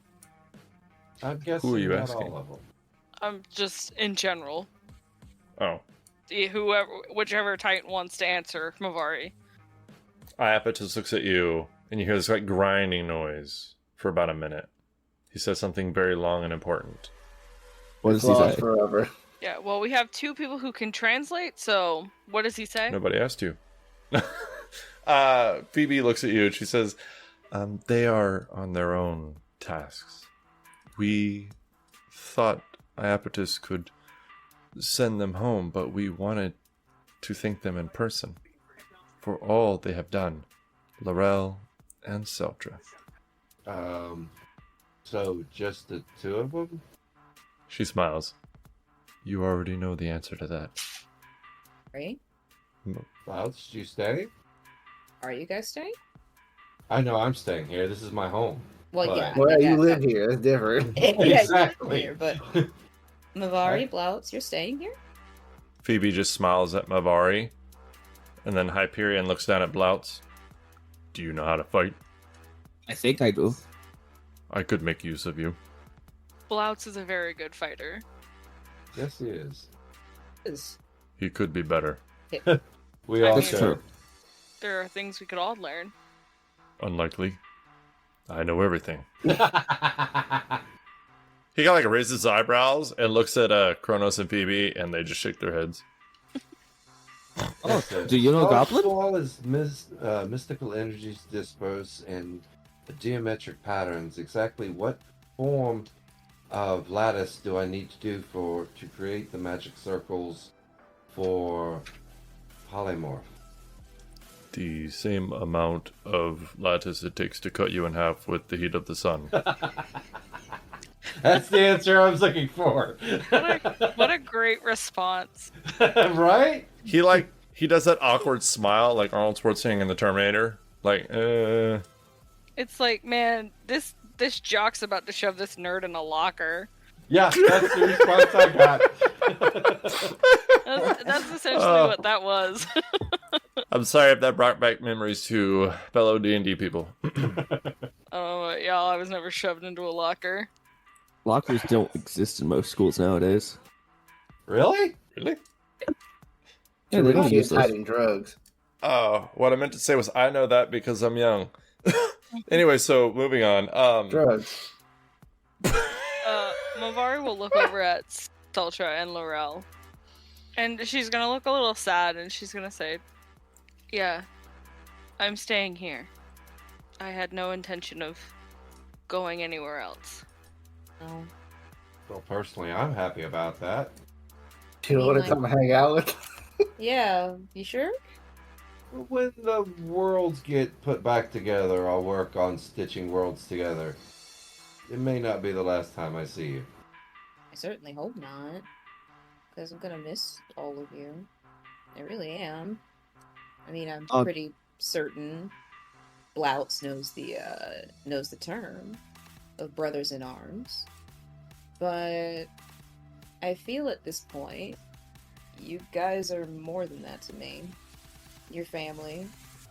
And I've never really had much of one. It's always been found. And I've always been finding family. And I guess been having a hard time keeping it too. So I guess it's all to say I'm gonna miss you. I will miss you as well. But look at it this way. Now, you get to go and live a peaceful life. And raise furry little shortly people. That's what I'm saying. You can start your own family. Well, I know, I'm it's so soon. yeah. I get let's take it slow though. I mean, Have some wine. You might be pregnant there. hey, no. Alright, Tyr. Okay, that's a good one. Okay. I know he's awful at telling jokes. You need to work on that. I have, delivery. actually. Your delivery is so. He has all the time in the world. Quite a bit, yes. It does. And you Did think do his research- jokes would be better. Research the fundamentals of comedy. I don't really hang out with people much, so... Oh, he knows that part for a fact. Jokes require an active audience. I've told many jokes to books, and I have not gotten a giggle yet. Is that what's wrong? Is you're talking to books? I don't think that's healthy. Well, I haven't found the proper lab assistant yet. What about your tiny dragon? Oh, she has her own sense of humor. I still don't understand why blunted claws are something that seriously pisses her off so badly, but they look very nice. Because they're not very useful. Anyways. Yeah. I hope that we can all meet again. And hopefully we'll have different stories to tell when we do. Of that, I'm sure. Who knows, maybe Tiamat will finally make some good jokes. Maybe you guys will be able to see one of the robots. I I'm hope very not, interested no. in your god. I feel like I've seen enough robots for my existence. It's just LFP. And Teddy. And You haven't Teddy. seen. I don't want to see your laser beam shooting, missile eating, crazy chainsaw wielding lightsaber dinosaurs. So, I'm good, Selcha. What if I control the dinosaur? I think don't- they'd be quite useful against the demons. I'm a little worried about after they eat all the demons, but I'm willing to try. I'll work on it. I'm looking forward to it. Who knows? Maybe I can find a new purpose. Well, no. that I have chronicled all of your trials and all of your stories, All of them. and they shall be known in these lands for longer than I live, which is quite a while. Which is a long time. What's great, so do Laurel, know is your now you have lives time to. mattered. Time to what? I don't have a whole lot of skills outside of fighting. Yeah, but I have plenty you've of time always to figure wanted it to. out. You've always wanted to learn how to paint. That is true. I was like paint and draw, and I'm sure that you have art supplies where you're from. Could also like make art supplies. It's not that hard. Okay, Yeah. all right. But yeah, I'll have time to figure some things out. I think I vaguely remember it's Masters of Eva, isn't she? Yes. Weaving sounds Boom. relaxing. I don't want to call this an early retirement because that would insinuate that I'm just not going to do anything anymore. I don't think I could give up, like, fighting. And according to you, Seltra, there's a group of warriors. Yeah, maybe. we have fighters where we're from. They just mostly go out on scavenging missions. I don't think I'll be doing well. Maybe because I'm a little better now, I might do it again, but not for a while. Considering what happened Yeah, last considering time. what happened, I'd be surprised if your mother even lets you out of her sight for 10 seconds, let alone several days. But it'll be nice. I don't know if I'm allowed to have an opinion, but I feel like Laurel would have changed the whole backstory. I mean, considering probably smites really coming in. Lay on hands. Yeah. Smites Yeah. lay on hands. She's Yeah. laying them hands on the fucking people. Lay on hands, catch these hands. What's the difference? Thoughts and prayers. Thoughts and prayers. These are your two abilities: lay on hands and catch these hands. Jesus. If you That's could- actually pretty good. If you could actually cross a paladin and a monk. I mean, if you give brass knuckles, I think they count as weapons now. Thoughts and prayers. But yeah, no, no, I've got time. I've got things that I can do. It's gonna be an actual fresh new start. I can start maybe, and who knows, hopefully I could finally reach Torm again. Cause it just kind of sucks.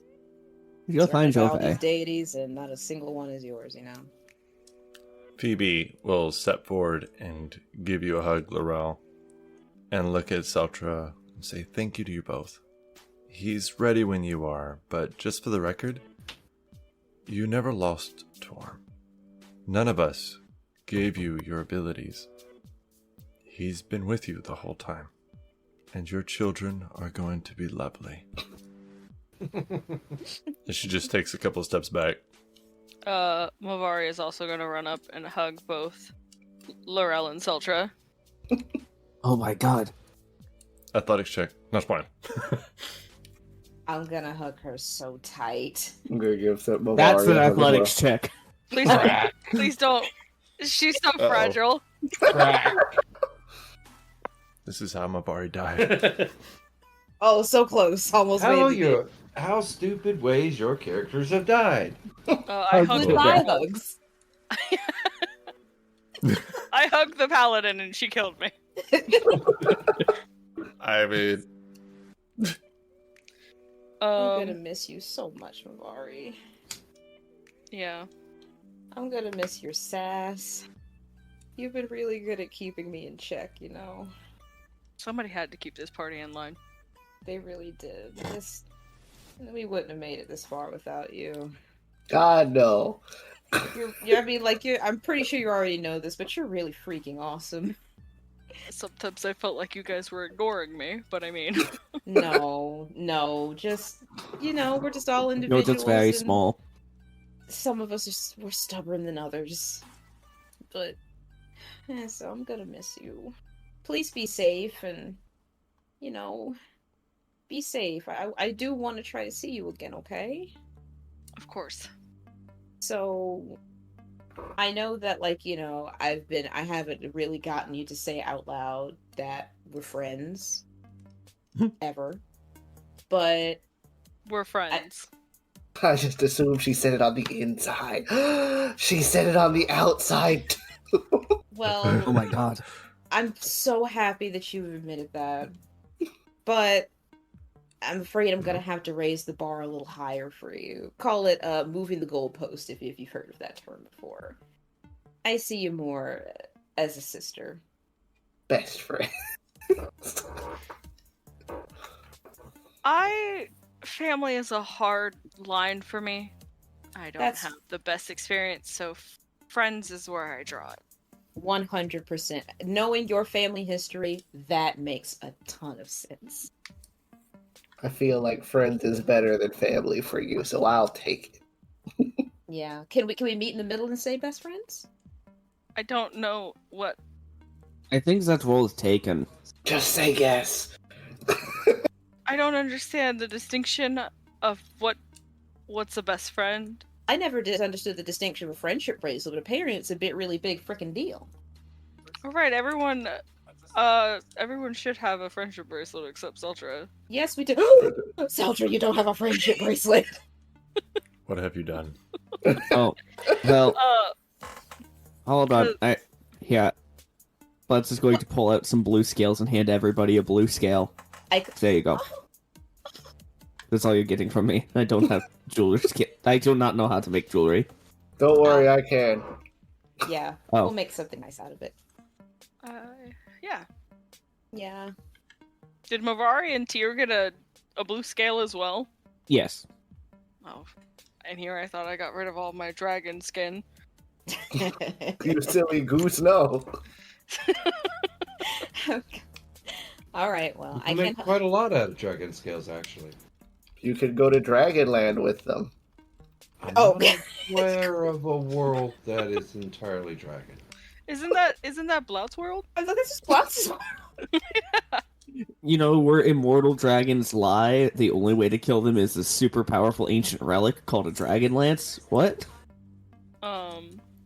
Bavaria is gonna pull out the signet ring from her pocket that she's had since they first found Mordai the very first time. And it's got her family's crest on it. And it's got like a really pretty ruby in it, and she will hand it to them as well. I'd leave you my arm, but he has it. He just looks at you and shakes his head. I don't want the arm. Oh. I like that you got your arm back, but not your leg. Oh no, I have a leg. He has a leg. He just didn't have an arm. I thought he had. You're thinking of Edward Elric. Yeah, he wasn't full Edward Elric. He was just missing an arm. Oh, Yeah. for some reason I thought you were missing a leg. No, I almost lost a leg. Oh, right. Yeah, I almost lost the leg. But Mosquito I Head was it's the one still who here. lost the foot. Still here. Oh, Still here. it was Kita. I have Yeah. her crystal Oh yeah, Yokita's foot.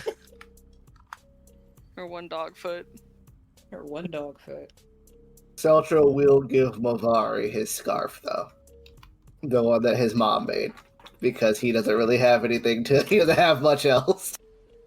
I don't know about that, sir, but we I know mean, you I have have an a bunch of- entire treasure trove of magic items hiding in your pocket. Yeah, but they're not sentimental. It's just a bunch of shit that I have. They're not sentimental. It's just a bunch of random shit that I have. I could empty it out the bag and be like, take something, I guess. Oh, I mean, if we're giving things, and I'll reach into my pocket, and I will pull out the tiny griffin. I Well, don't think that's I'll be lucky needing griffin. this. So, and I hand it to Mavari. I hope it'll serve you better than me. What was the magic word for it again? I won't say it out Papayas. loud. I'll whisper it into your ear. It's papaya. Papaya. What's a pup? I'm kidding. I'd give you the bag, but I don't know if it'll actually stay up like magic when I leave. Just So it'll explodes when we get out. explode with a bunch of random bullshit. Oh shit! There's something I need to pull out of your bag. Oh, so she'll like put the Die bag down. again. Let's will take his fake dragon hides, claws, and teeth back from the ones that he put in there. Yes, if there's anything in here that you guys want, make sure you take it, because again, it's gonna go two ways. Either it's gonna become not magical, and it's all going to explode all at once, or we're just gonna have it and we're not gonna know what to do with it. So Didn't you say you live in a mountain or Well, near one? I live under it, but yeah. I would like to have the boat. I Oh, don't think you're going to have much use for it. Oh, I mean, I have a boat at home anyway, so you can have the boat, and Selch will give him the boat. oh, you own a All boat. right. I have nothing to give y'all except advice. Know Oh, that shit. the machinations of planes are very, very hard to follow. Time, space, everything can be tied together. Be very weary when you get home. The demons may not be assaulting just this plane. If you're tied to this world, watch out. It may not be tied, but I don't know. If you get a chance, send me the information. All right. Very good advice. Very good advice. It's like, send me your address. Well, Tyr, I really wish that we could have had more time to get to know you. You've been an absolute wonderful Pain joy in the to be ass. around. Yes, I am aware. No, you've been a joy. You really have. And you have two Blouts, and I go over to Blouts and I give him a big ol' hug. Athletics check me. Let's go. But you want me to hug you as He's hard as I strong. can? Yeah, we're I fighting mean, this. y'all have wanted to fight for a long time. All right, hard as okay. Athletics, okay, hard as you can. Let's do this. All right. I mean, this is how two warriors say goodbye. This is Right? how they both died. They broke each other's Oh! spines. 27. That's so funny. 26. Holy Oh my shit! god. You just hear as metal grinds. Wait. That's awesome. They're entirely too damn strong. Blouts, next time I see you, we're gonna fight for real. No tricksy gods, no cheating, Silly shenanigans. no shenanigans. Absolutely And- none. This is for you, because I know you like it. And he will give her the blue jingly mushroom. I jingle it and I smile. Are you Exactly. sure? Yeah. I'll cherish it. And I jingle it some more. It's a fidget toy, practically, but it's a Pretty goofy much. Mario-looking blue mushroom that jingles. I just jingled the mushroom. I'm gonna miss you so much, Blouts. You smell so nice all the damn time. Oh, that's because I'm cussed. I don't think it's a curse. I have Zamak to prove it. He will lower his turtleneck, and you'll see purple writing in Sylvan on his neck. Can I read Sylvan? I don't think I can read Sylvan. I think it's just... Nope, only Abyssal Common Elvish. I'm curious what it said. But, I Yeah. like I said, you smell wonderful all the time, and you have a very funny sense of humor. Do I? You too. Oh shit. That's crazy. And Well, Danielle, don't break Seltra. I will try. But he's sturdier than he looks. I don't know why everybody thinks that he's Wonder Weak. I mean, just because he's a little skinny doesn't mean that, like, and I... Oh, no, I I go- mean, like, breaking his arm by accident. In, like, Nah. I did just get this back. I'd appreciate it if I didn't have to break. Nah, I'm sure he's fine. He's tough. He's sturdy. I mean, he blew up and he got better, didn't he? that's fair. Yeah, see? Sturdier than he looks. He would have to be. Now get over Yeah. here, small man. I will go give Cloud the hug. I don't think it would be much of a competition. It's Seltra's not getting going lifted. to be. It's not going to be. Selcher has a 10 strength. I couldn't beat you on my best day. As you are set down, Blouch will pull out a book that has a dragon on the front of it, and he will hand it to Seltra. Is it a book about dragons? It's a children's storybook from Kryn. I'm gonna make a dragon, except it's a robot. That's fine. Why? Is that wise to do? It'll probably be small. I don't think I have the parts to make a big one. It could be about Danielle's size.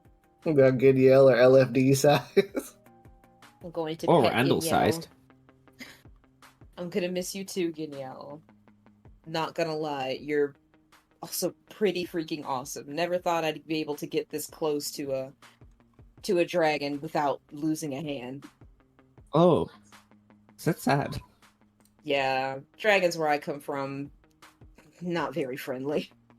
So, gave me a brand. You both gave me a brand new appreciation and respect for him. She's gonna go pet a baby dragon at some point and just be taken away. I know, right? Just like. Oh, it's so cute! No!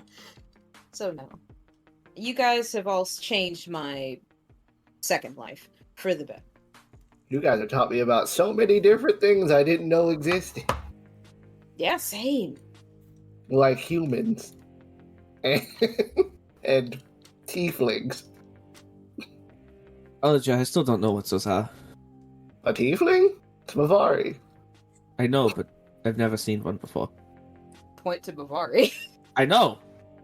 Other than Mavari, I guess? Yeah, Okay. That's what I'm oh my saying. God. she's the first. That's not true, because Niskita was a tiefling. He doesn't know that. Well, now you do. Oh shit. And She was? Yeah, she was. But she wasn't horny. Oh no. Oh, she was. No, she was horny, but No, she didn't have horns. no, she didn't have horns. Not all tieflings have horns. Oh. But all Really? horns have tieflings. No? He What? points at Danielle has horns. That is incorrect. I don't know, I'm still learning.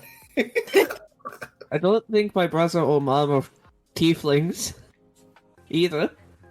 Oh no, I'm still learning. Yeah, you guys have. Like I said, you changed me for the better. It has been a harrowing ride. Absolutely harrowing, terrifying, in many cases. Remember when we almost died? All of those You mean every day of You our mean lives, this week? practically? But we made it because of Mavari, mostly. because of Mavari. I mean, there were a lot of fights we wouldn't have won without y'all. I mean, true, but like, Yeah, everyone else is so important. you're such a good healer. That's My what one we... redeeming quality. No, you have many. You're very wise, Mavari. You're You're very very portable. redeemable. That's right? That's no. That I mean, okay. It She's depends on very how portable. She takes it. Depends on how she takes it. What do you mean portable? I'm not Easily. going to do it, but I just demonstrated with Seltra. He's not very heavy. Yeah, I mean, like you're very. I mean, I you just pick you up and then off you go. Blouse is not portable. Look, I know we can't dawdle. I don't know. We've been dawdling the shit out of him today. I know. It's just like I said. It's sad to see the end It's not the end. of this journey, it is. Well, yes, of this journey it obviously is, but I don't want to say But- goodbye because that implies I'll never see you again. But can we settle for a see you later? Good journeys. See you. Don't No. explode again. If we Stir straight sing, over. if we sing the Friends theme song and get the words wrong, does that mean it's not copyright? It's technically parody. Oh, it counts, right? Yeah, that counts. fine. I'm just saying. It counts as parody. Yeah, it counts parody, so we can like, You can do that, yeah. yeah, you can do that. I don't know the Friends theme song.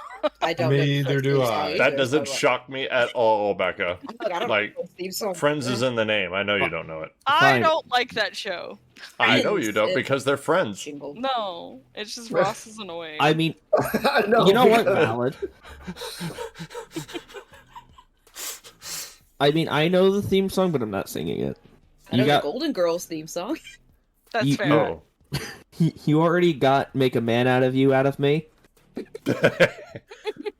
So Whenever Becca joined, she had to sign a contract that said she wouldn't be friends with anybody. I'm sorry.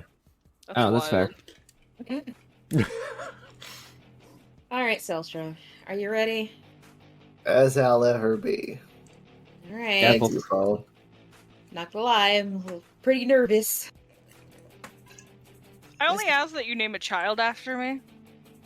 What an odd you know what? That's not much of an odd request. Sure. I'll hold you to it. If we have kids, we will name them after you, Bavari. Name all of them after Mavai. Just Mavai. Yeah. Man, really Mavari, Vari, Vari. Ari. It's just different syllables of my name for each child. You have Ma. You have Mav. You have Mava. You have Ava. Ava. Just all really just stretching the one from. we kind of read it, so now it's just M-A-R. Damn, how many kids y'all gonna have? Apparently, they're very wanton. Oh, shit. I mean, Laurel is a werewolf, so maybe she has litters? I have Oh, I don't, guys. I don't know if I'm gonna be a werewolf by the end of this. I also don't. Have many puppies. I don't. They're not puppies. That's weird to say. I mean, is it? No, They also live a long time. don't know. We'll find out when we get there. We'll find out on the first full moon. You guys, you have actual like metallic bunkers, so it won't be nearly as difficult to keep me under control if I just happen to continue to be a werewolf. Or we can just like send you outside. That hasn't worked before. I mean, What? it's pretty far. You can't just like open the back door and be like, "All right, Laurel, go out there and play for tonight." I mean, if it's not on a full moon, you can just leave the city. It's pretty far. We'll figure something out if this doesn't Close the fix gate. itself. It's like a whole bunker. If it She doesn't has- fix itself, we'll figure something out. Her entire night is fighting robot dinosaurs. Oh, You just hear in the distance, and then just metal clanging. Exactly, snarling and clanging in the distance. I mean, when you got the tools for the job, use them. Glad I'm not out there. War zone out there every full You're gonna make a wonderful little house husband. We're gonna be. It's gonna be great. As nervous as I am, third life's the charm. Am I right? Good luck. Same to you all. Be safe. I don't know if you noticed, but it's pretty crazy out there. Phoebe and Kronos gathered near Iapetus. The large rock humanoid starts making a grinding sound as his body shifts around. He bends over and you can see earth, including dirt, rocks, and bits of wood, traveling over his feet, up his legs, and around his body to his hands. As this happens, Iapetus works his hands around, smoothing out seemingly air. But as his hands move, a doorframe is forming. Kronos takes the golden staff off of his back and holds it next to his scythe. As he concentrates on the door, it begins to glow a golden color. A bright light forming in the center of this wood and pebble doorway. Then Phoebe very gently places her hand on Seltra's shoulder, smiling at him and closing her eyes. Seltra, your eyes are forced closed as you see flashes. Flashes of your childhood home, flashes of your mother, flashes of the ocean, beach, and the people you grew up around. Your head starts to hurt a little, and the flashes stop. You open your eyes and you see Phoebe is smiling at you. But she looks a little weaker in her smile. You turn and the doorway shows your home. You see the village, the sky, and the beach beyond, and you can see a silk farm in the distance. Iapetus stands to one side of the doorway, and Kronos stores the staff and scythe and wraps one of Phoebe's arms around his shoulders. And they all just look at you. I guess we'll step through. Lead the way. Yeah, I'll lead the way through. Alright. As you step through, and you look out towards the village, you can see people starting to back up. You see some curiosity, some out of fear, but a lot of the faces you see with slight recognition, with overall, they just seem a little familiar. They seem a little unfamiliar. Then you feel the ground start to rumble, and in the air, flying in a circle around you, are 4 hawk-sized birds that look like blue hawks. As they open their mouths and get closer, You see they are drones, and inside their mouths are laser cannons. The designs of the drones look very familiar to you. It seems like one of your early designs. And as you look beyond everybody here to look towards the Silk Farm that you know where your mother lives and is from, you actually see a little sign next to the entranceway that says, "In loving memory of Seltra, beloved son and brother." And as the rumbling becomes more fierce, the ground opens up and a large mechanical scorpion burrows its way out and lands in front of you. The pinchers spread out, revealing sharp blades that turn on their own. Above and below the blades on the pinchers, you can see wide beam lasers warming up. Then the head opens up at the top, a dome covering that splits to the right and left. A young woman stands up and pulls very thick bottled goggles off of her face and drops them in the seat below her. You see she has kind of light gray skin, and she has these tattoos all over her arm that look like circuits. They are a purple color. She is wearing a gray onesie type suit that looks like a utility suit, zips up the middle. It's pulled up to her elbows, kind of rolled up. She has white hair and solid white eyes, and she has black colored lips with kind of short pointy ears coming out the sides of her hair. And then she says, "Who are you? And do you feel lucky?" And you see the pinchers kind of warm up a little bit, and it says, "Punk." I don't feel very lucky. I kind of do, because I'm back home. But my name is Seltra, and this is Laurel. She stares at you. For real? Yeah. Prove it. Let's see. Seltra, I've got nothing. Let's see. How do I prove this? Ooh, does everybody know about the spider pit? I mean, well, that's where my mom works. She works in the spider. She works as the silk weaver. You see this girl, she like kind of looks at you, doesn't take her eyes off you, and tries to like climb down the side of the scorpion. She is a little clumsy, but she gets to the ground, and she walks up to you, and she just stares at you. And you stare at her, and I'm gonna go ahead and show you what she looks like. So she looks at you in your eyes as you're looking back at her, and she holds out her hand. "Hello, my name is Sildra." Do I recognize this name? You have never heard this name before.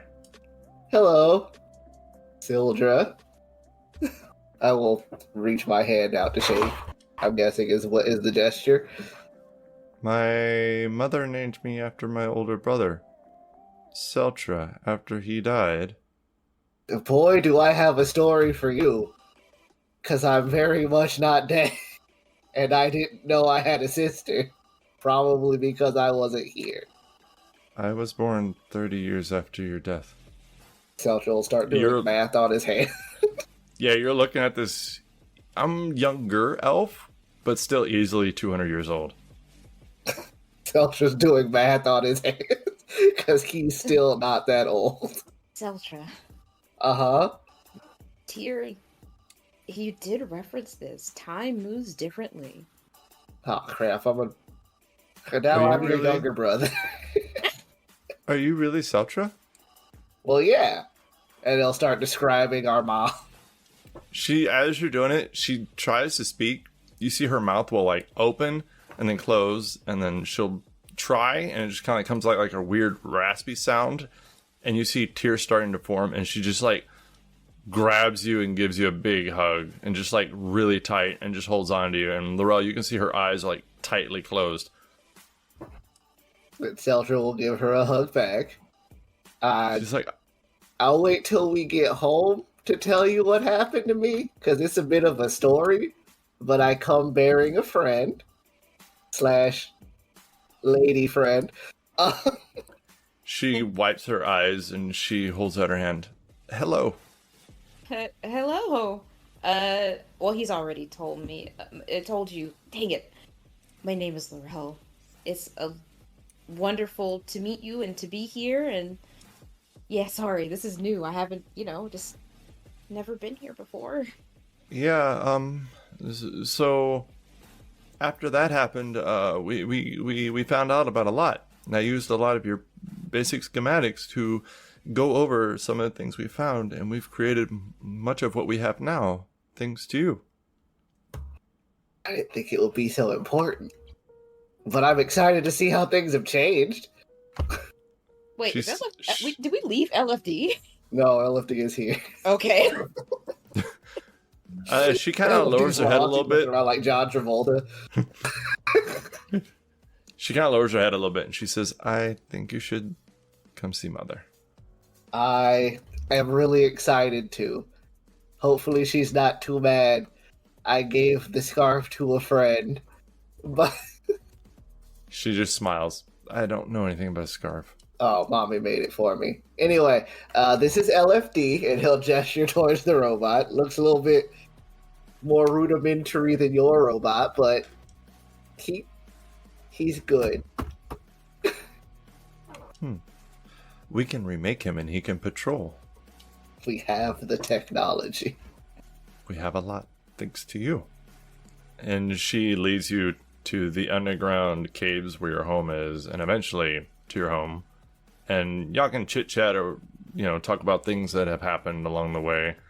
And just kind of update each other a little bit more. And then when you get inside, she leads you to your mother.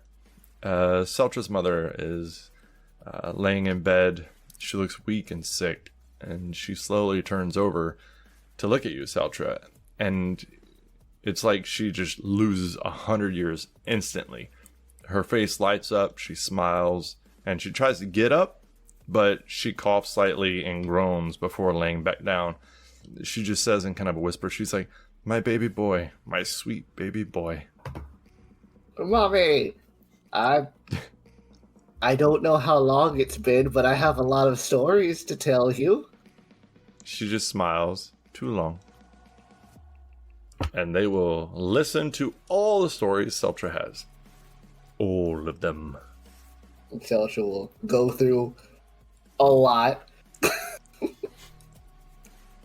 in painstaking detail. Yes. And the rest of you, Tyr, Blouts, Mavari, y'all see this doorway kind of just like fall apart and fall into just a pile of rocks after he steps through. Well, at least they get that happy ending now. Well, they were pretty much hung up on each other since damn near the day they met, so at least they'll be honest with each other finally. Alright. True. We have things to do, a war to win, and fights to go to. What's the Hyperion pokes you on the shoulder, Blouts. Oh. Would you like to train and become more than human? Oh. That sounds fun. He looks at Kronos. I'm taking this one. This is Kronos mine now. looks at you, Blouts. Oh. We have a sanctuary, so to speak, inside of a mountain. Now that you have helped us gain the allegiance of the Spartans, we have a few inside the mountain. You could train with them if that's what he means. I mean, if I'm going to be as much use as I can be, might as well learn how they fight so that I can better understand it. Well, it was a pleasure to meet you. And you see Kronos holds out his hand, and then Hyperion squeezes your shoulder, and Mavar, you see like a glare of sunlight as they're both gone. And Kronos just kind of pulls his hand back and... Never mind. Is he gonna be okay? He's probably going to warrior training. Sometimes we're not sure. I'm gonna be 100%. I don't think that's the answer Tyr and I want to hear. Phoebe will smile at you, Mavari. I kind of get it, actually. I could take you where he is, but I would like to stop somewhere on the way. All right. Good luck, Mavari. I've always been able to get home. Show off. It was nice meeting you, Tyr. It's I'm great sure this meeting won't you. be the last time. I doubt it. There ain't a lot of champions on this world right now, and they're dying by the dozen. That's dark. That's Pressing. truthful. Saw a bunch of them dying. Yeah. Athens.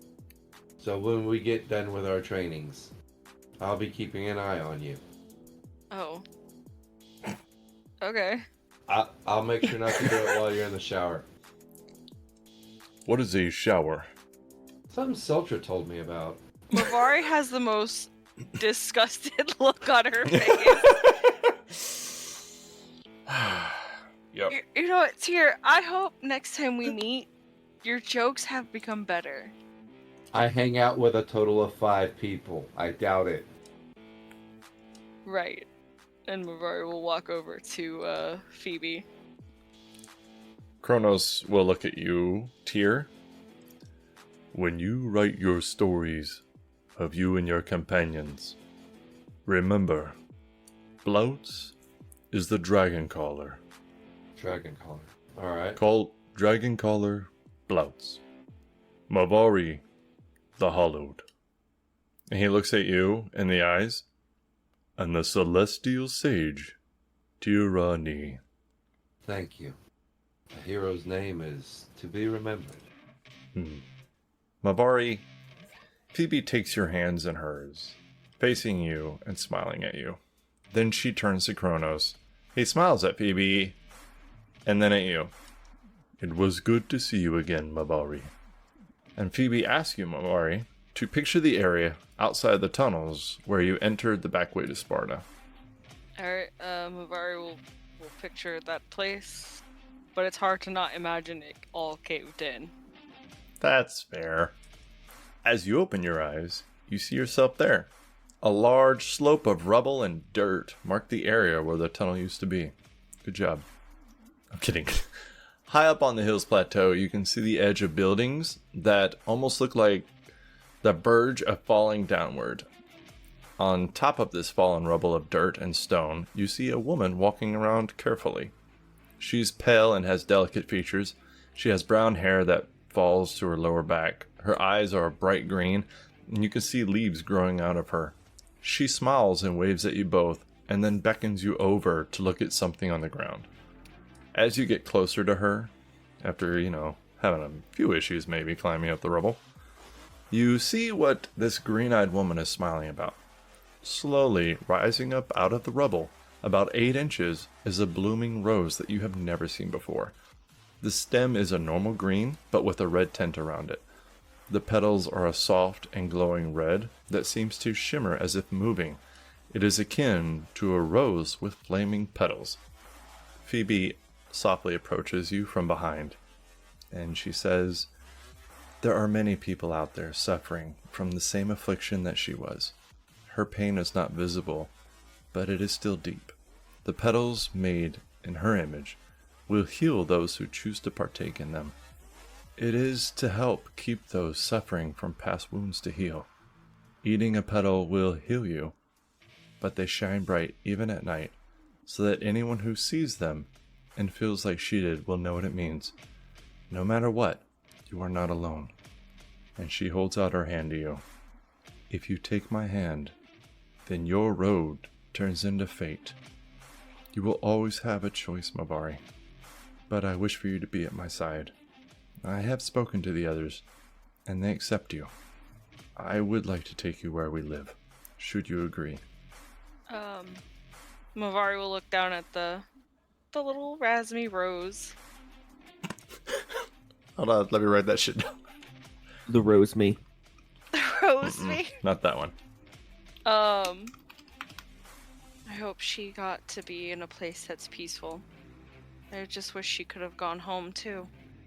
I stayed here to help you and be at your side. You've helped me my entire life, and I will continue to help you. And Mavari will take her hand. She smiles. "We have a world to save." And then she says, "Don't tell Kronos we teleported twice in one day." And then y'all teleport to the center of a mountain that I'm not going to tell you about yet. Oh my god. Tyr, as you stand there with Kronos and Iapetus, Iapetus just kind of like looks around a little bit and then just slowly sinks into the ground. Kronos watches him and then looks at you. I'm pretty sure I'll have to step outside. This plane has no connection to me. Or little.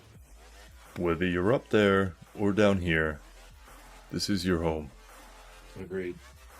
We appreciate what you have done, and we appreciate your family and their willingness to finally help. I'll convey your message. He starts to turn around, then stops. Have you ever heard the story of Typhoon? No. It's a monstrous creature that Gaia spat out and sent after Zeus to kill him. And it succeeded. Then Zeus got free. And somehow managed to gather the strength to kill Typhoon at the very last minute. That's the story. And the truth? Creus was there. And he enjoyed himself more than he'll admit. He kind of leans in a little bit. He turned that monstrous creature into a star and cooked it. Ask him about it sometime. I will. And he turns around and starts walking away. You can hear him grumbling. My feet are tired. I'm tired. This is bullshit. I head for the gate. Are you going back into the town? No, I head out of Olympia because my plane they never went in. would be way easier to get back to the sky. Yeah, they never went in. The Titans don't want to do the whole peaceful nudity thing. Cast my divine intervention and return home. Back up to the stars. The fires of Sparta, the once great city-state, could be seen from miles away to anyone in the sky. The hill that held the city itself was still ablaze with fresh fire, blood, and dead bodies. Demonic corpses and their black blood covered buildings, streets, and the steps leading to the Acropolis. The Acropolis that led to the tunnels underground, tunnels that contained what was left of the Spartan people. On the southeastern side of the hill was a large and round building. One side of its wall was nothing but rubble. One could assume that maybe citizens had tried to take shelter within it. Part of a statue of Zeus was at the top of the round building, and the rest of his statue lay broken on the ground. Poetic. Near that is the landing site for larger demons. Their wings were massive and black. Many of them carried weapons or other demons that could not fly. They were very intimidating, but their size and strength would mean nothing at the tunnels that burrowed into the earth itself. The landing site was a tragedy in itself. It was one of the oldest theaters in existence. Sad that it was being used for such cruelty now. The center of the town had demons running around it. A large and square stoa at the bottom of many stone steps. This stoa was white. The white stone pillars all faced each other, and the stoa once acted as a covered hallway, open on the side with the pillars, for citizens and philosophers to walk around and ponder. Now demons dragged people, corpses, weapons, and treasure throughout it. Many statues were damaged but still remained, statues of the Olympians, statues that were built in reverence, honor, and misguidance. The bloodied streets, speckled with fire, led to sanctuaries of Artemis, Athena, and a large one for Zeus. Prometheus looked down in sadness. These once great people were at the mercy of otherworldly invaders because they trusted in children who declared themselves gods. He once made the same mistake. The only difference between the Spartans and himself is that he would live long enough to correct his mistake. He looked around himself in the sky where he hovered. He could not see mountains or oceans. He could not see the sun or moon. He could not hear the wind or smell the salt from the sea. He could only see darkness. He could only see the hundreds of thousands of dark moving shapes swirling around him. He could only hear the flapping of wings and snarling of thoughtless creatures. He could only smell blood, death, and the necrotic stench of evil. He wrapped his fingers around his glowing red necklace that was made of crystal.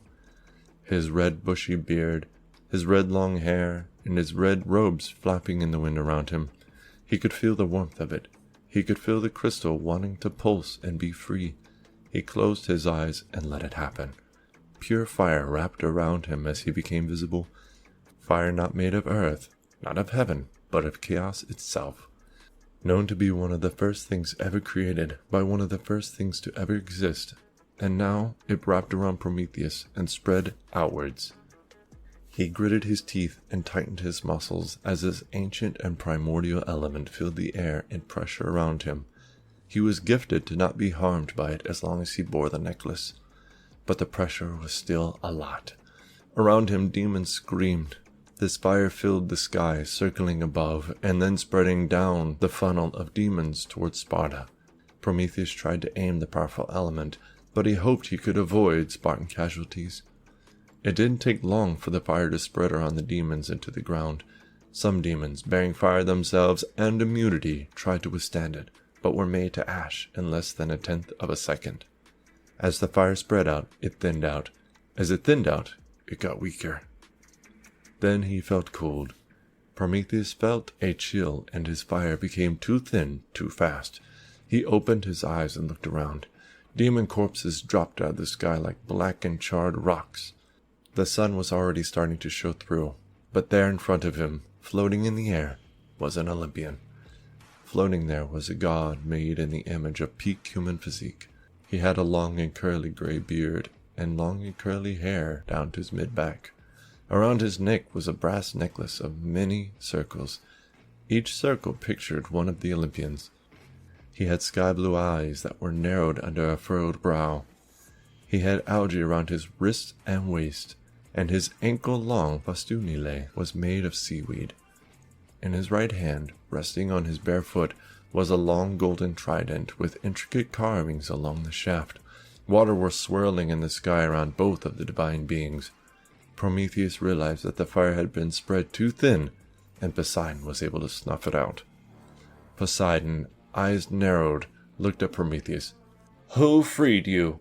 Prometheus, his body tired and fire-spent, looked around nervously. Why, someone is missing me. Poseidon's narrowed eyes became a glare. Don't toy with me, trickster. Once Zeus finds out that you are free, then you will be either imprisoned again, sent to Tartarus, or executed. The power you set loose here has drawn much ire. Tell me who freed you now. Do this, and I might speak to Zeus about a merciful prison. Prometheus almost shrugged, reflecting on having his liver eaten daily by an eagle for centuries. And with this information, what would you do? Hurt those who would care for me? Poseidon tried to show restraint, but his grip tightened on his trident. No one cares for you, Titan. Last chance. Actually, his true family does.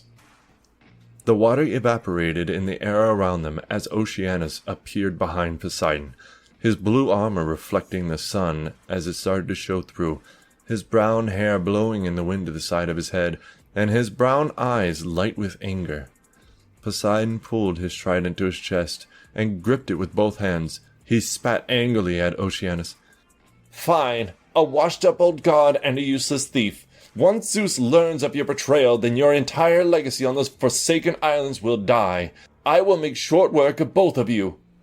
Suddenly, like a rock being thrown through the air, Poseidon was whisked away. The sight of a meteor can be seen as Perseus rockets Poseidon to the earth. Prometheus and Oceanus both watch the trident of Poseidon fall separately and slower. They see the fire and magma form of Perseus gripping Poseidon. They can almost hear the scream of Poseidon calling for the treacherous and promiscuous Zeus. However, it is only about half a minute before there is a cloud of dust the size of a city and fire that rises out of it. Perseus, after thousands of years, has finally claimed his revenge.